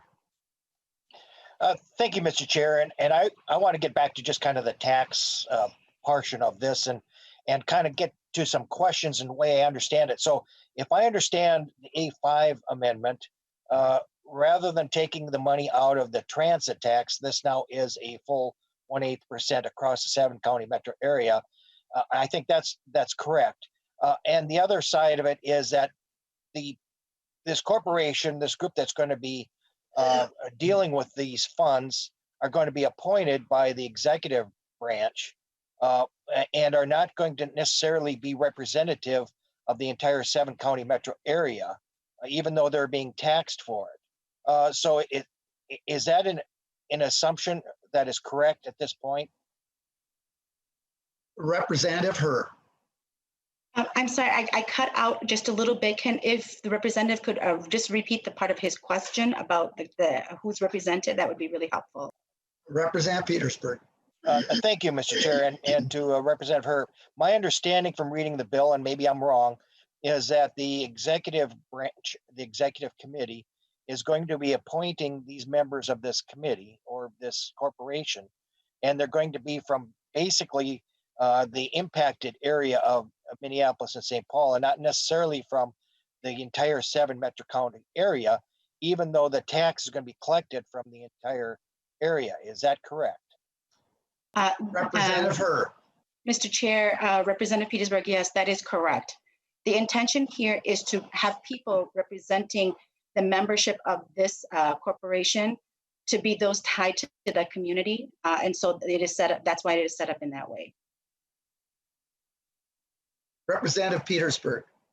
Thank you. And that kind of creates a little bit of a concern, I guess, is that you are asking people to pay tax for areas in which they have no input into how that tax is done. That's tended to be one of the things we used to call taxation without representation. But beyond that, this 1/8 tax, can I ask what that would then be as a final sales tax rate for the 7-county metro area? I don't, Representative Herr or maybe Miss Hagler or Miss Dalton could answer that. There are, for different counties, there's different sales tax rates right now. Miss Dalton. Mr. Chair, Representative, what Representative Marquardt said is correct. And so, you know, you're adding, the state rate is 6.875. Many counties already have a 1/2 cent sales tax for transportation, but some of them only have a 1/4 cent. And then in Hennepin County, you also have the 0.15 cent for twins.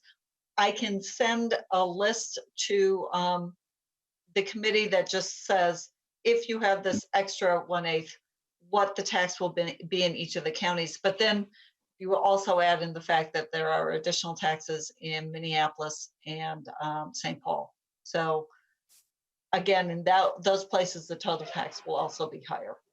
But I can send a list of the county plus the state taxes in each of the 7 counties. Thank you, Ms. Dalton. I'm also going to go to Ms. Templin, if you might be able to add something to this conversation. Mr. Chair, Cynthia Templin, House Fiscal Staff. The Department of Revenue publishes a spreadsheet that shows the county general sales and use tax collections. They have the most recent data is for calendar year 2018, and it shows the total tax collections for transit taxes and non-transit taxes. And I can also send that to Representative Petersburg and the committee. Thank you. Mr. Chair, this is Representative Herr. Can I just add a really quick comment as well? Representative Herr. Thank you, Mr. Chair, and thank you, Representative Petersburg, for your question. And I think that, though I appreciate the fact that we want to look at what the other sales tax are, those things are being collected for very different reasons. And I think that to give us perspective as to what this 1/8 cent sales tax is, right, that's 12.5 basis points. And when you look at, when you buy a cup of coffee, the impact of this new change is a penny. If you can, for an $8 cup of coffee, that when you have dinner with friends and it costs you $120, that's 15 cents extra that you're paying to dismantle systemic racism. I looked at my American Express bill, which I do not carry this bill forward because I'm a very good steward of my money, but I pay this off each month, and my bill, and I added up my expenses in a year, I spend about $60,000, which would have applied to these taxes. That's $75 a year that I pay into this fund to dismantle systemic racism. So I just want to also compare, to address the issue of that when we say that people who don't get to benefit from this are paying taxes into it, let me be very clear. These systems of inequities, we all are upholding the structure, whether we live in St. Paul and Midway or whether we live in Scott County, that we already know that inequities exist in all aspects of wealth and income, that a woman gets paid 82 cents to a man's $100,000. Latino women make 54 cents and Black women make 60 cents on the dollar. That means that in a year, in comparison to a man that makes $100,000, the woman is making $18,000 less. The Black woman, $40,000, and the Latino woman, $46,000 less for the same type job, for the same type work. That in the course of a lifetime, this adds up to hundreds of thousands. And for the Latino woman, the Latinx woman, that's over $1 million in her lifetime. I'm going to pay $125, and I want to compare it to apples so that people understand, right? So if you spent $100,000 a year, you're paying $125 to pay into a fund to dismantle disparities. Because right now, Black and brown people already don't make what white people make, and not by $125.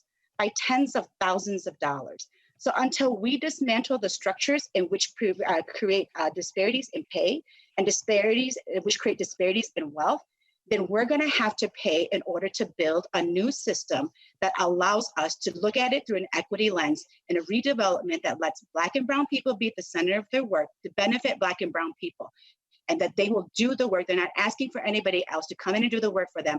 They want to do the job of rebuilding themselves. So if anybody in the whole state of Minnesota doesn't believe that they are upholding the oppressive structures that created the space in which these inequities exist, and they don't want to pay for this, I would challenge them to look at how they live their lives and all of the other inequities in which they benefit from. And then they can decide if they can pay 1 cent on the $8 cup of coffee to fund this particular new particular entity. Representative Petersburg.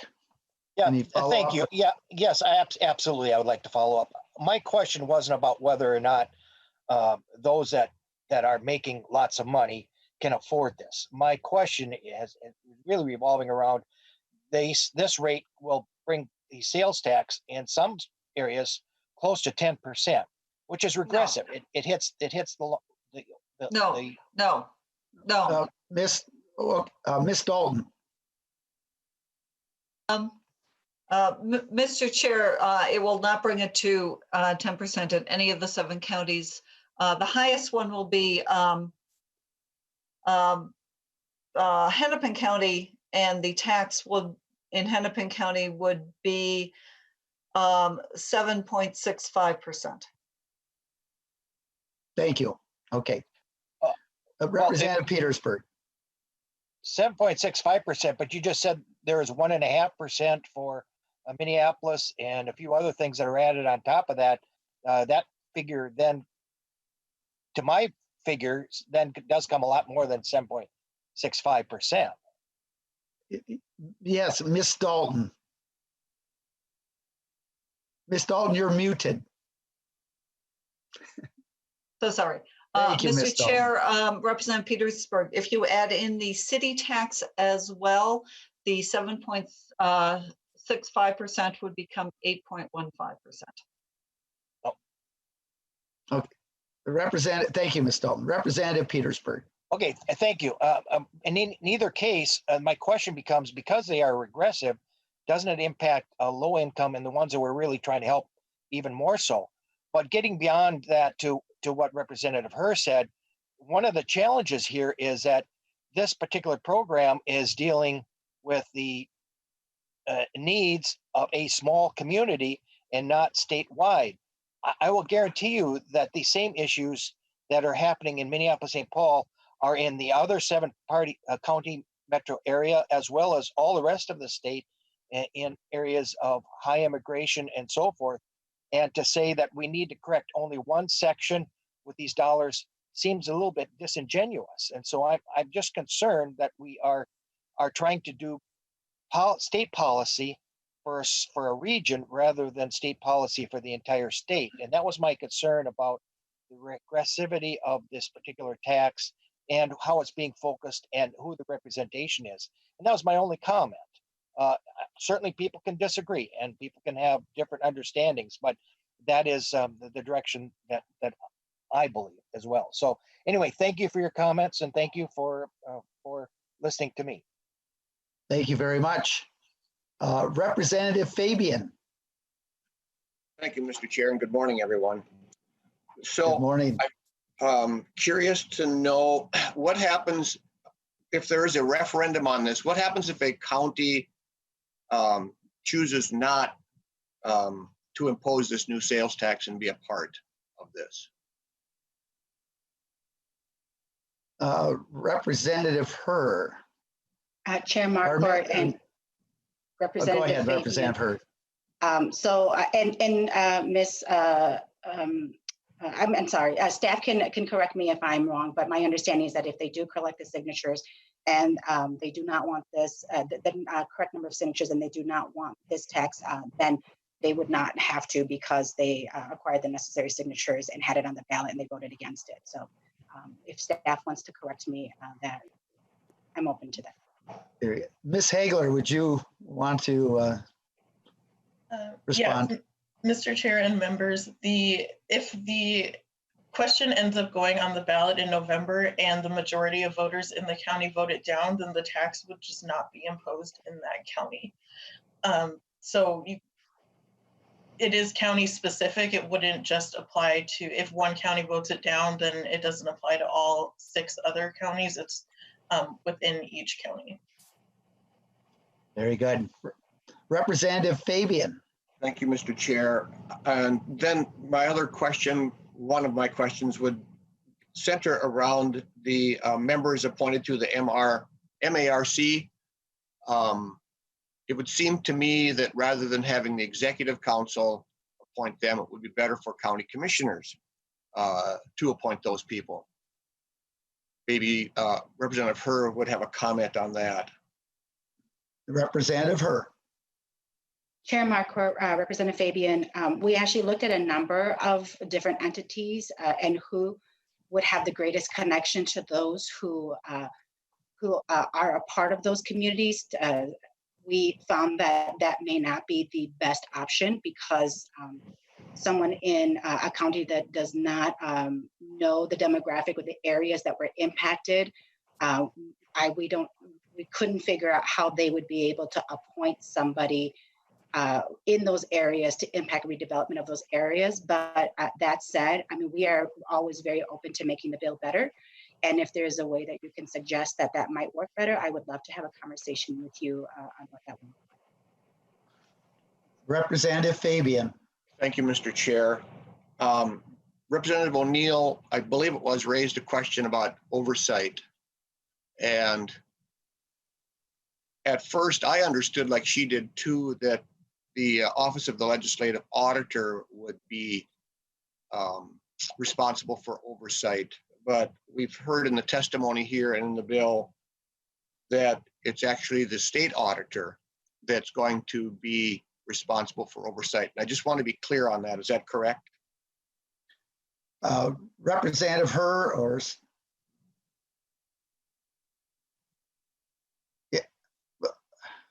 or who would like to address that? Chair Marquardt, my understanding is yes, that is correct. It is the state auditor, but I will let Ms. Hagler expand if she has a different understanding than I do. Ms. Hagler. Mr. Chair and members, that is correct. It is the state auditor, not the legislative auditor. Representative Fabian. Thank you, Mr. Chair. Appreciate the time. Thank you. Thank you. And then, so if that's the case, and the state auditor is going to be a part of the group that appoints people to this, it would seem to me that they're opening themselves up for criticism if they're also going to be in charge of oversight. That's just a comment. I do have a question about the 9 members being appointed and the executive director. Where are these people going to be housed, and how are they going to be compensated, and where is that money going to come from, and what would be the rate of compensation? Representative Herr.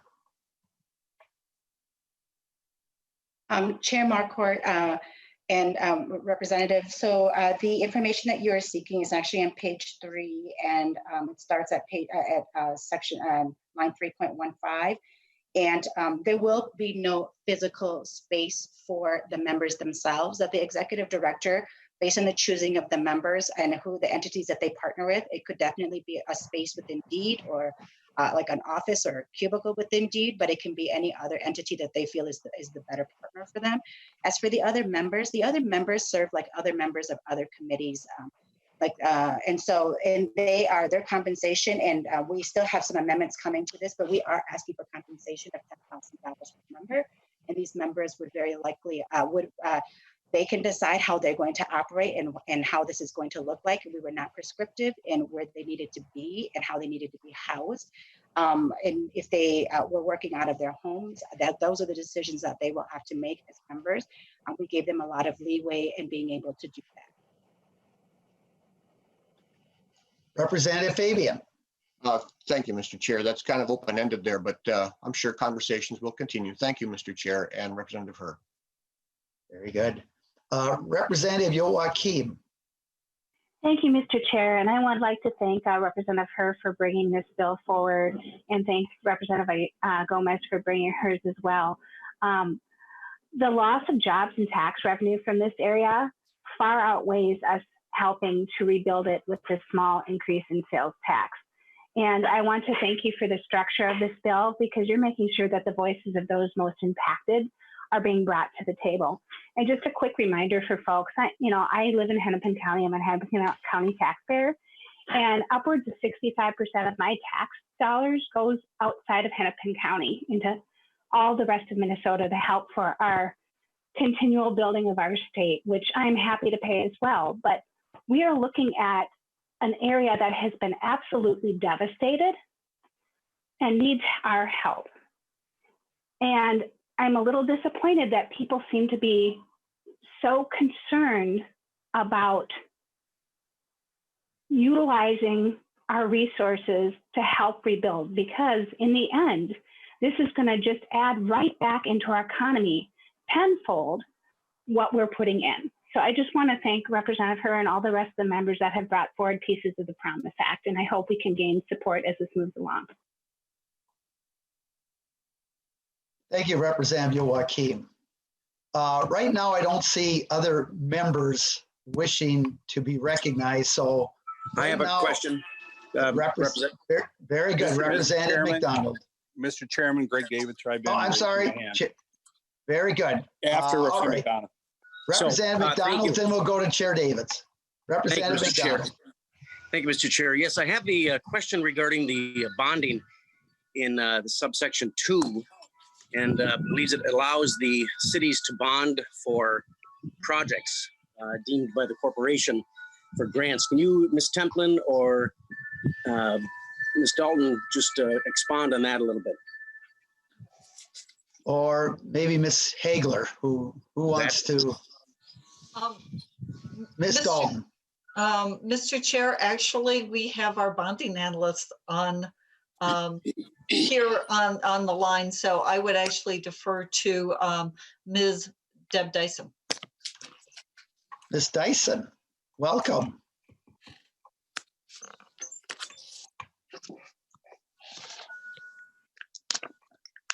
Good morning. Ms. Dyson, there she is. Yeah, Mr. Chair, Representative McDonald. Yes, the bill language includes that these would be local bonds, and it allows the corporation to ask city or county in the metro area or the Met Council to issue the bonds, and they would be using, it gives the option that the local governments would be able to issue bonds backed by their own property taxes or with the sales tax revenues that are available to the corporation. And it provides that it would be without an election or subject to debt limits. Cheapers. Representative McDonald.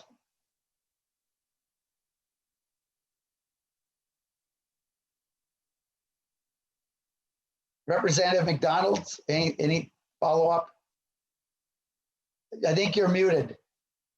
Oh, I didn't mute. Someone must have muted me again. Please, if that happens, because I'm reading the bill right now, so I'm not watching Zoom. So can you hear me now?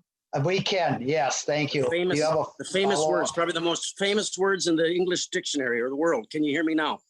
So the question was, is there a maximum of those GO bonds that a city or Met Council or county can bond for? And then what's that maximum? And then is it I suppose it depends on the how much the bond is. Is it a 10-year, 15-year, 20-year bond?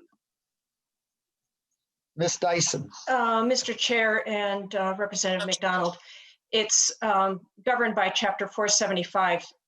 So I don't know what the maximum terms are, but obviously it's going to be dependent on the revenues that are available to back the bonds.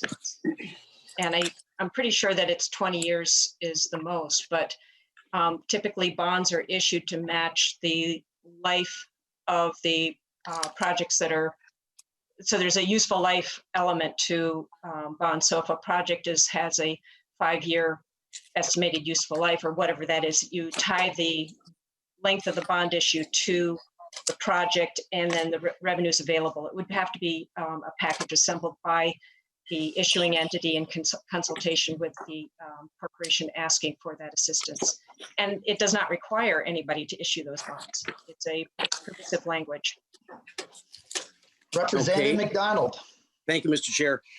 So then, does the bill author have any ideas as to how, with issuing these bonds, what projects does she see that would be necessary for the county to, or city or Met Council to issue a bond? Does the bill author have an opportunity to explain that? Representative Herr. Chair Marquardt and Representative McDonald, I have many ideas of what I think bonding would be used for, but it doesn't really matter what I think, right? I think maybe it would be better if we asked if Ms. Bota Arabe or Adir or any of my testifiers are still on, maybe they could share potentially a project, but I know that you're running out of time as well. So if that is not where you want to go, Chair Marquardt, let me know. But I'm sure that one of my testifiers would have a great example they could give you because they're in community and they get feedback from the community. Representative McDonald, do you want to hear from a testifier? Well, if we have time, certainly, Mr. Chair. Okay, would someone want to give an example? Someone who's testified or someone who's on the line?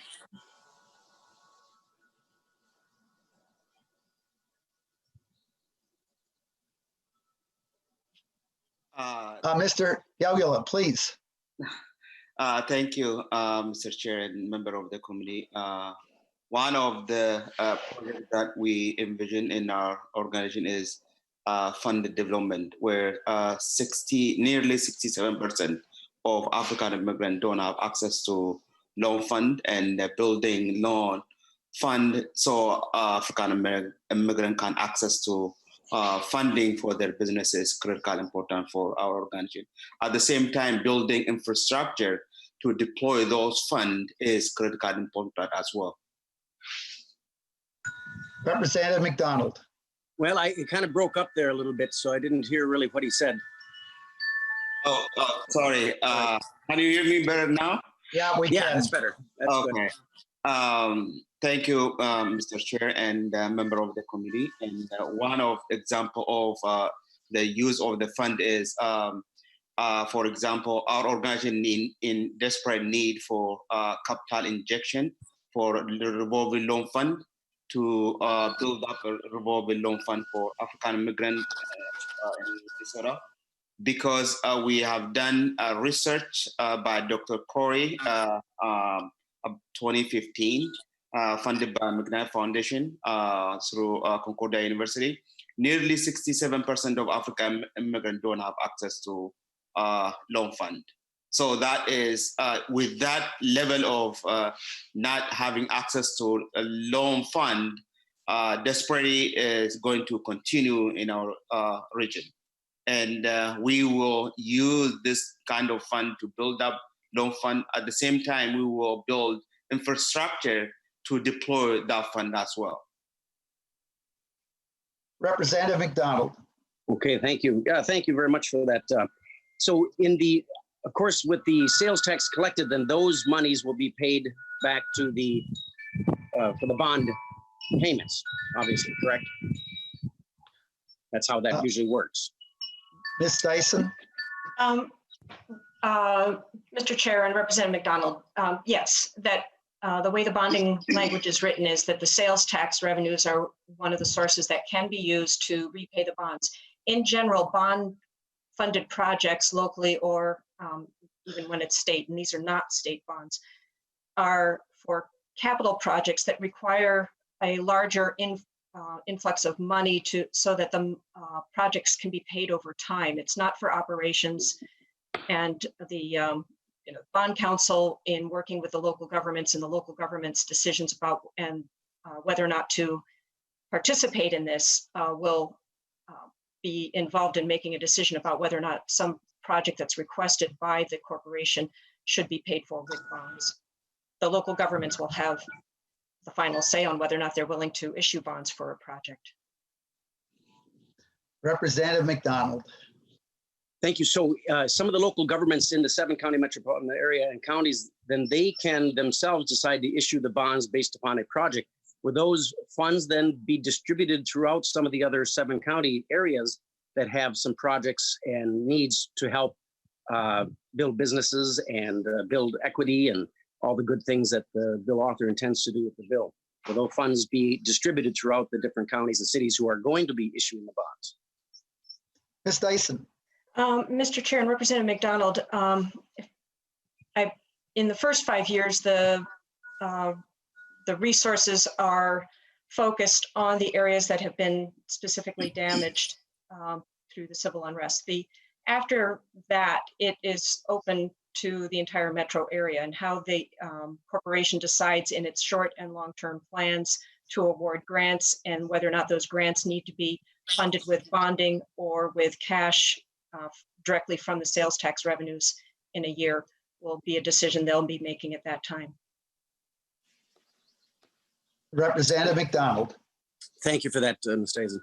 Then I do have a question for the bill author regarding the nonprofit organizations that are eligible. And just in reading this, they're eligible for the grants. It requires that the nonprofits be led by, administered by African Americans, Asian Americans, Latino Americans, and American Indians. So the question is, for those great nonprofit groups that are in Minneapolis on the ground doing good work for the homeless and for the people in the poverty in the areas, business, you know, you got the Catholics, Lutheran Brotherhood, little churches, boys and women's clubs, all those great nonprofit groups that have been working on the grounds for years. Are they then, do they qualify for some of these grants and some of these funds to implement some of these reforms and build businesses and relationships and the disparities? Or are they able to be part of this group to really make change in that area? If the bill author could explain, help me out on that. Representative Herr. Chair Marquardt, Representative McDonald, thank you for your question. So there was a little bit of language change to that particular section. It doesn't change it by a lot, but I just want to make sure that you know that the language and the A4 amendment states that the organization must be one that is led by a person of color or indigenous person and has a staff and board of which is at least 51% per people are people of color, indigenous people. Representative Herr, we're not hearing you very clearly. So if you could repeat that, please. That's still says the same thing. I just want to make sure that I direct. Yes, I will. Yes, and my internet, and I saw that I was unstable again. So can you hear me now, Chair? We can, yes. Chair, can you hear me? Okay. Yes. Yep. So I just wanted, Chair and Representative McDonald, I just wanted to point to the A4 amendment that there is an amendment to that language. And it does say that the organization must be one that is led by a person of color or an indigenous person and has a staff and board of which is at least 51% are people of color or indigenous people. And so if the eligible for the grant, and I would like to give a little bit of explanation for just understanding that this is the direction that many philanthropic organizations and institutions are going towards. When I worked at the St. Paul Foundation 5-6 years ago, even we were wrestling with how do we ensure that money gets into the hands of people of color and people of color organizations that actually serve their people because they know them best. And even at that time, they were shifting to changing the qualifications of who could receive a grant. And so understanding that this is not just something that is specific to this entity, many philanthropic organizations are starting to look to see, because oftentimes we see and well-meaning and wonderful organizations like the organizations that you mentioned service communities, but do not service them in the way that they need to be because they are not familiar with those communities. And so this is not disparaging any of their work, but we know that when Black and Brown people serve their own communities and we give them the funding to do that, they actually reach their community and serve them better. And Chair Marquardt, this may be the time, because we are speaking to this piece of it. Can I just recognize Representative Lee, who is also carrying, who is working with me on this bill, that there is an area that he wants to just provide a bit of clarification on. Yeah, well, let me go to Representative McDonald. So any further? Yeah, thank you. And thank you, Representative. Go ahead, Representative McDonald. So thank you, Representative O'Neill. I had to take down the wind chimes. I guess they were chiming in the background. So I want to do a little chiming. I think that Representative Herr, I understand and hear what you're saying regarding the people of color and Indigenous people in their communities being able to help. I think it's a missed opportunity in this bill that you just limit it to those people and you don't let other groups that have done the work for years and years on the ground, such as Catholic Charities and Lutheran Brotherhood and YMCA and all those great organizations. As someone famously said, it takes a village to make a people, I guess, to build a great community and to, in a way, discriminate it to a group of folks that really want to help is a missed opportunity, I think. And I hope that you will consider perhaps being inclusive and let more groups who really want to help, no matter what color of their skin, to do so. And I hope that you'll consider maybe an amendment, or as this goes on, Mr. Chair, that some of the things that are added on that really don't exclude people from doing good work just because of the color of the skin. So that's my thoughts on that. I think you could do some good things, but you need to include all folks that want to really make a difference in the world. So thank you. Mr. Chair, if I could just Representative Herr, did you want Representative Lee to address an area there? Yes, I do, Chair Marquardt, but I would just like to respond to Representative McDonald's comment really quickly. Okay, that, please. I think, thank you so much. So I always think that it's tricky when we use the word to discriminate, and we use that word for people who have a great deal of power and privilege. And so I would actually encourage us not to use that type of wording. Discrimination happens and specifically impacts people when they are in marginalized communities. And so these individuals, and I don't think that it is a missed opportunity, because Catholic Charities and Lutheran Brothers Services, they are absolutely welcome to apply for this when they diverse their boards and have 51% people of color. And so when they meet the qualifications and they're willing to look at their own institutions and the oppressive structures in which they may be upholding unintentionally, and they start to see the value of diversity within their own boards, and they get to that 51%, they absolutely should apply for these grants too then. And the fact that those institutions get many, many other sources of funding to run their operations and money, but they, as large institutions, have access to capital that these organizations that we are trying to target do not have access to. So I would just like to make sure that we understand that, and this doesn't eliminate them at all. When they get 51% of their people of their board to be people of color, they absolutely would qualify, and they should do that then. Mr. Chair. So here's what I'd like to respond to that, Mr. Chair. Okay, here's what I'm going to do. I'll let Representative McDonald respond, and then I'm going to go to Representative Lee. And then we're over 2 hours time right now. I am then going to bring this discussion back to the tax portions of the bill, because we're now, and we always grant a little leeway, but we're getting into other areas other than taxes. So go ahead, but Representative McDonald, and because we have Representative Davids and Representative Brand for sure that are on the line. So anyway, I'll be Representative McDonald, please proceed. Thank you, Mr. Chair. I will be very short and precise. I was very careful to the words I chose. I knew what I was saying. I just, as you heard me, Representative Herr, I think that not allowing those other groups without conditions, the YMCAs, the Catholic Charities, the Lutheran Brothers, with conditions, they can help. And I think that's a missed opportunity. So I was very careful of the words I used. In a way, it is a discrimination against those groups unless they adhere to the bill, and they cannot help. So I just encourage you to change that language and allow all to help. That's all I have to say, and I'll mute myself now. Thank you, Mr. Chairman and Representative Herr. Very good. I'm going to move to Representative Lee. Thank you, Mr. Chair. And just to this point, we're not necessarily precluding anybody from partnering up with organizations who are applying for this. And if members will look to page 6, line 6.20 to 6.22, a grantee may partner with other existing organizations, public or private, that have useful special expertise or capacity. And so this language, says that we do want to partner up with existing organizations. So to that point, we're not excluding anyone. And I just wanted to put it on the record, Mr. Chair, real quickly about the membership for the first 5 years, it is members, public members from the cities impacted by the civil unrest that was issued under the executive order.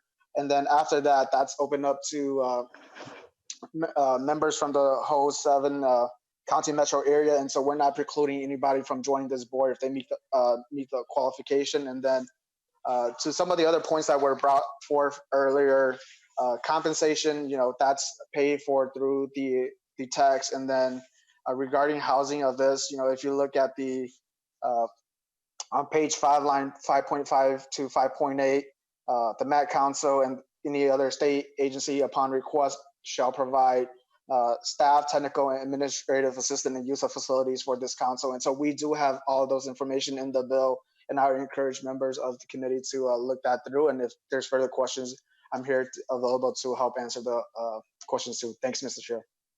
Thank you, Representative Lee, and thank you for your work on House File 87. Chair Davids. Thank you, Mr. Chairman. Just a couple points here. As far as the tax policy, if we can get back to tax policy here, the tax policy used to fund these programs it's just very regressive. So we're taking money from the poorest of the poor, and that's what the money we're using here to fund this. It's interesting, the 7 counties, it was thought that the commissioners shouldn't be appointing anybody, but yet they can sure pay for it. So that is a concern. I think Representative Petersburg was absolutely right on that. But just to get to the point that we should not be putting more regressive taxes on the poor. That's not good tax policy. Thank you, Mr. Chairman. Thank you very much, Chair Davids. Representative Brand.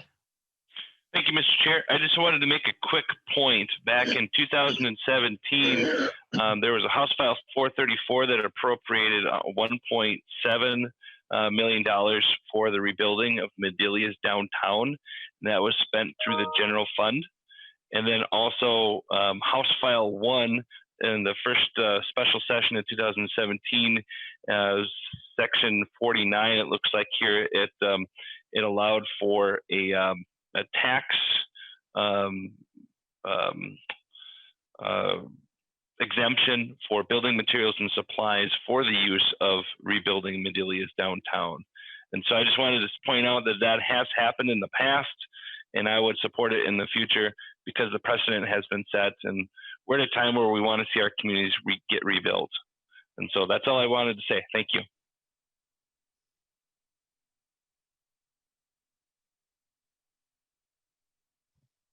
Thank you very much, Representative Brand. Are there any other members that want to be recognized? I'm just checking here. All right, at this time, is there anyone on the public that would like to testify for or against House File 87 as amended?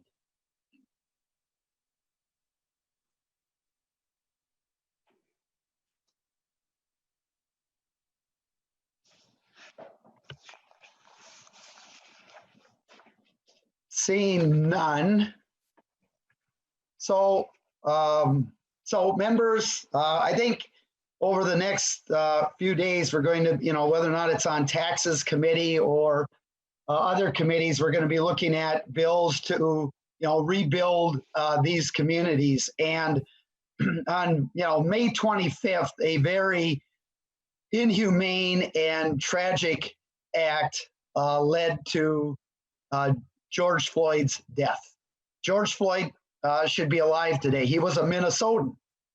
And what this tragedy did is it really sparked the issues of racism and injustice that have been smoldering, well, not for years or decades, but for generations, in Minneapolis, St. Paul, around the state, around the nation, around the world. And businesses and individuals were devastated by these events. Businesses were literally destroyed overnight. So people who had their hopes and dreams in these businesses saw that vanish in a night. You know, basic community services that people in these communities rely on were lost. You know, the culture and the character of the community just kind of hanging on by a thread. And I think the thing to remember is that these businesses and communities were devastated through no fault of their own, and they need to rebuild, they want to rebuild, and the state should help them do that. And, you know, the state of Minnesota, and Representative Brand brought this up, has always stepped to the forefront to help out other communities in times of disaster. And, you know, this is another time where I think the state should do that. And, you know, I live 240 miles away along the Red River, and we've had some really major floods in that area. And one was in 1997. And I represented Breckenridge at the time and now represent the city of Ada. And both of those cities were flooded out, completely flooded out. And, you know, while I guess a flood is a lot different than civil unrest, the results are the same. You saw businesses and individuals who saw their livelihoods vanish in a moment's notice through no fault of their own. And they needed to rebuild. And the state of Minnesota has provided the Red River Valley hundreds of millions of dollars to help mitigate and prevent floods into the future, but also to help build our businesses and individuals. So, you know, Minnesota has always come to the forefront when we've needed to help other people, and they've always helped folks to rebuild. And so, you know, here we have the Metropolitan Area Redevelopment Corporation, and we've got a number of stakeholders who have decided to come forward and with a vision and a plan to rebuild their communities and address the issues of racism and injustice. And there is no doubt that if successful, this is going to help not only the metro area, but the entire state. There's no doubt about that. And if you can help eliminate or do whatever you can to deal with racism and injustice, you raise the quality of life for everyone. You know, you raise the dreams and the hopes and the economic well-being of everyone in the state. So I think this is a good effort. Again, if successful, which we want it to be, it would help bring Minnesota closer together. It would make Minnesota stronger, both culturally and economically. And, you know, I think that's a good thing. So, you know, I asked members, let's give the Metropolitan Area Redevelopment Corporation the tools to be successful. Because if they are successful in building up these communities, addressing racism and injustice, everyone on this Zoom meeting, everyone around the state is going to be better off for it. So members, we're going to be looking at a lot of bills that are going to come forward. Minnesota has always been a state that has helped others as a one Minnesota. And so this is a time where we can step up forward and do that again. So I appreciate the bills brought forward today in Tax Committee by Representative Gomez and Representative Herr and Lee. And I know there's going to be other bills that we're going to face in other committees that are going to come before the House floor. So with that, members, I'd ask for support of House File 87 as amended. And with that, Representative Herr, any closing comments? Thank you, Chair Marquardt, and thank you, committee, for hearing the bill today. I did just want to say really quickly that where I am today came at the generosity of those around me, not the way that they didn't do my job of getting to where I am today. I did that, but with the support of those that were around me. And that my ability to be where I am was because my father, as a first-year immigrant to this country, refugee, was able to purchase a home. He was able to build assets. He was able to break the cycle of poverty in one generation, that he raised 6 kids who went on to earn 5 bachelors, 4 masters, and 1 on the way to a doctorate right now, if I can just finish. But you know, this is our investment in our future of those people who live in areas that have been traditionally uninvested in. And I would actually liken this to the fact of that this civil unrest that led to this is not all that different. It is then when we see something that we would classify as a, I think the language that we used was the type of disaster that we would be able to give certain types of relief to. And I would say that this was in the makings for hundreds of years. It was in the makings in the last century in laws and rules that we created that really disenfranchised people.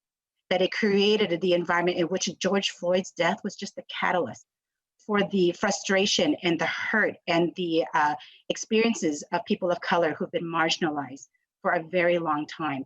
And that we as Minnesota, I went back to look at how many times we've supported other people who were experiencing hardships, not at the cost of their own hands. When we provided over $50 million to support farmers in with the avian flu, when we supported, rebuilding in flood areas, that I know that when we as a state have the will, we find the money to do it. And I know people can split hairs and say that, well, this is raising a sales tax and the other is from a certain fund, but they all came from taxes. And so I just want to be very clear that when the choices that we make right now, we're either telling communities of color that we see you and we hear you and we see that we didn't get here just because George Floyd was murdered. We got here because of what we have done as policymakers in the decades and centuries that got us to this place where you are now in a situation where buildings are burned and communities are destroyed. And that we are sending the signal of whether we are picking winners and losers, and that when we like a community and we can relate to them, we will pick them as a winner. But when we don't relate to you, we don't know your experiences, we think that this is just a Minneapolis-St. Paul issue, we think that it's just police, we limit things and we justify our feelings, we are literally telling those communities that you are not worthy of us investing into because, well, there are all these reasons why. It's regressive, it's, you're making people pay who shouldn't pay, and it's like, we make all the excuses that we need to in order to justify why we're telling a community we're not going to invest in you. And so I would ask for everyone's support of this. That Chair Marquardt, you said it much more graciously than I could have. And so I'm not going to repeat any of the things that you said about how we work together, but I do ask for the support of this bill and those will be coming after mine. Thank you so much, Chair and Committee. Thank you very much, Representative Herr. And I missed one person who wanted to address before I went to closing comments, and that's Ms. Bears from the Department of Revenue. So Ms. Bears. Good morning. Thank you, Mr. Chair. Members of Thank you.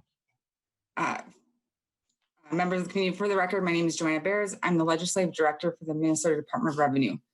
Thank you for allowing us the opportunity today to say a few words. Our hearts go out to the people who have lost their homes, businesses, and livelihood during the recent events. We appreciate the work that went into the 2 bills that were heard today, and we recognize the importance of listening to community leaders, residents, and businesses. I want to assure you, the Governor and Lieutenant Governor are committed to working with partners at the community, local, state, and federal level to provide assistance to people and businesses impacted by the events in Minneapolis and St. Paul, especially businesses owned by Indigenous people and people of color. We want to thank the authors, Representative Gomez and Representative Herr, and all the members who have been working on developing creative solutions for rebuilding areas impacted. At the Department of Revenue, our mission is working together to fund Minnesota's future, and we are dedicated to achieving our mission. We want to let you know we are committed to working together to rebuild and strengthen our communities. Thank you. Thank you, Ms. Bears. With that, I've been informed that with this, we should be taking roll call votes. We didn't on the first one, that's fine, but we will need to take one on this one. So I'm going to renew my motion that House File 87 as amended be referred to the Committee on Ways and Means. And so we'll go to the vote. Ms. Griska, if you would take the roll. Representative Marquardt. Aye. Representative Lislagard. Aye. Representative Davids. No. Representative Becker-Finn. Aye. Representative Brand, Aye. Representative Carlson A, Yes. Representative Carlson L,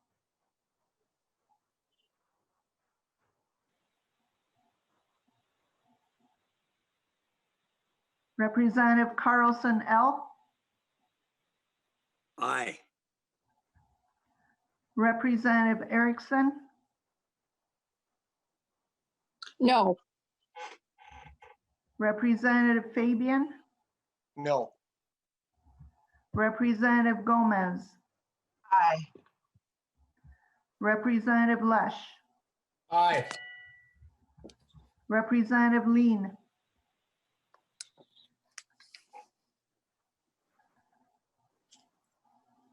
Aye.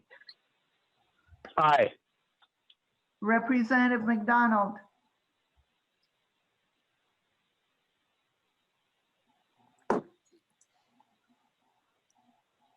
Representative McDonald, No. Representative O'Neill, No. Representative Petersburg, No. Representative Schumacher,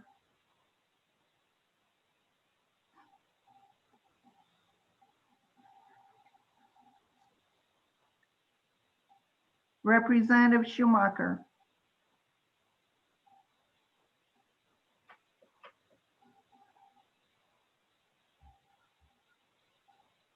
Representative Schultz, Yes.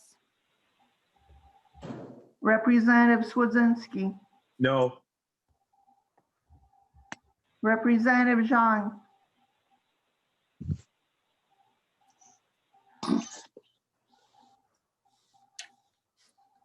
Representative Zhang,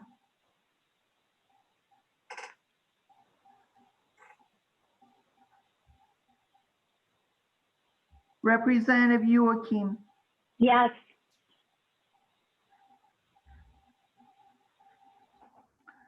Representative Schumacher, Schumacher, no. Representative Zhang,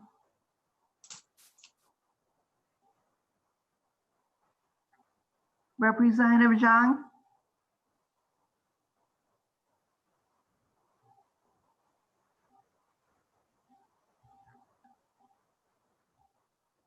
Chair, it looks like he voted in the chat box. All right, just hold on just a sec. This, so Ms. Griska, before we call the roll, who has not voted of members present? Everybody has voted. Oh, everyone now has voted. Yes. Okay, very good. So I will have you read off the results when you have them.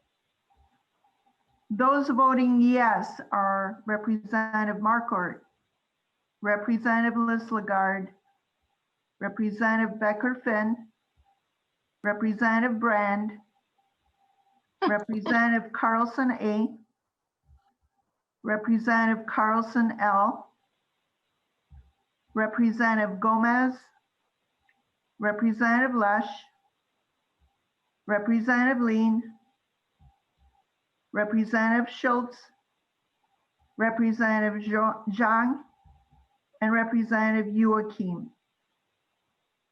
Those who voted no are Representative Davids, Representative Erickson, Representative Fabian, Representative McDonald, Representative O'Neill, Representative Petersburg, Representative Schumacher, and Representative Swedzinski.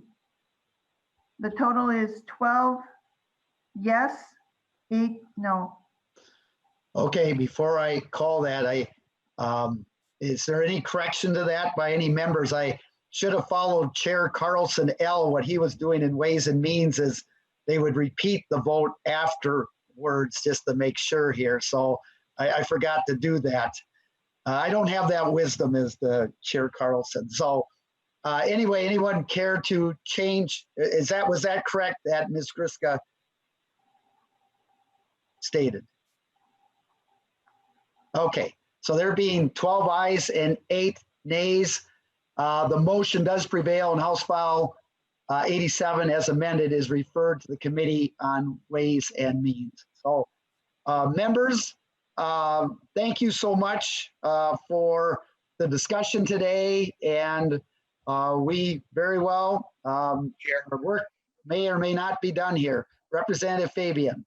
Thank you, Mr. Chair. Just real quickly, the motion was to send it to Ways and Means. That's correct. Thank you, Mr. Chair. And maybe between you and Chair Carlson, a conversation about other stops and other committees. There's obviously a lot more to this bill than taxes. And I would ask Chair Carlson what his intention would be once it comes back there. Is it going to be re-referred to other committees? Representative Fabian, if I think I'm correct in saying that I think this has been heard in Government Operations and Jobs Committee, but maybe the author could. Representative Herr, is that correct? I'm sorry, Chair, my internet is really spotty, so I didn't even hear most of that. I'm so sorry. Okay, so which committees have heard this bill up to this point? The bill's already been heard in 2 other committees before this. It was heard in Gov Ops and in Jobs as well. Okay, thank you. So to that point, then, Mr. Chair, the website hasn't been updated. So okay, thank you, Representative Fabian. So yeah, you bet. So again, thank you, members. Have a good rest of the day, and we are adjourned. Thank you.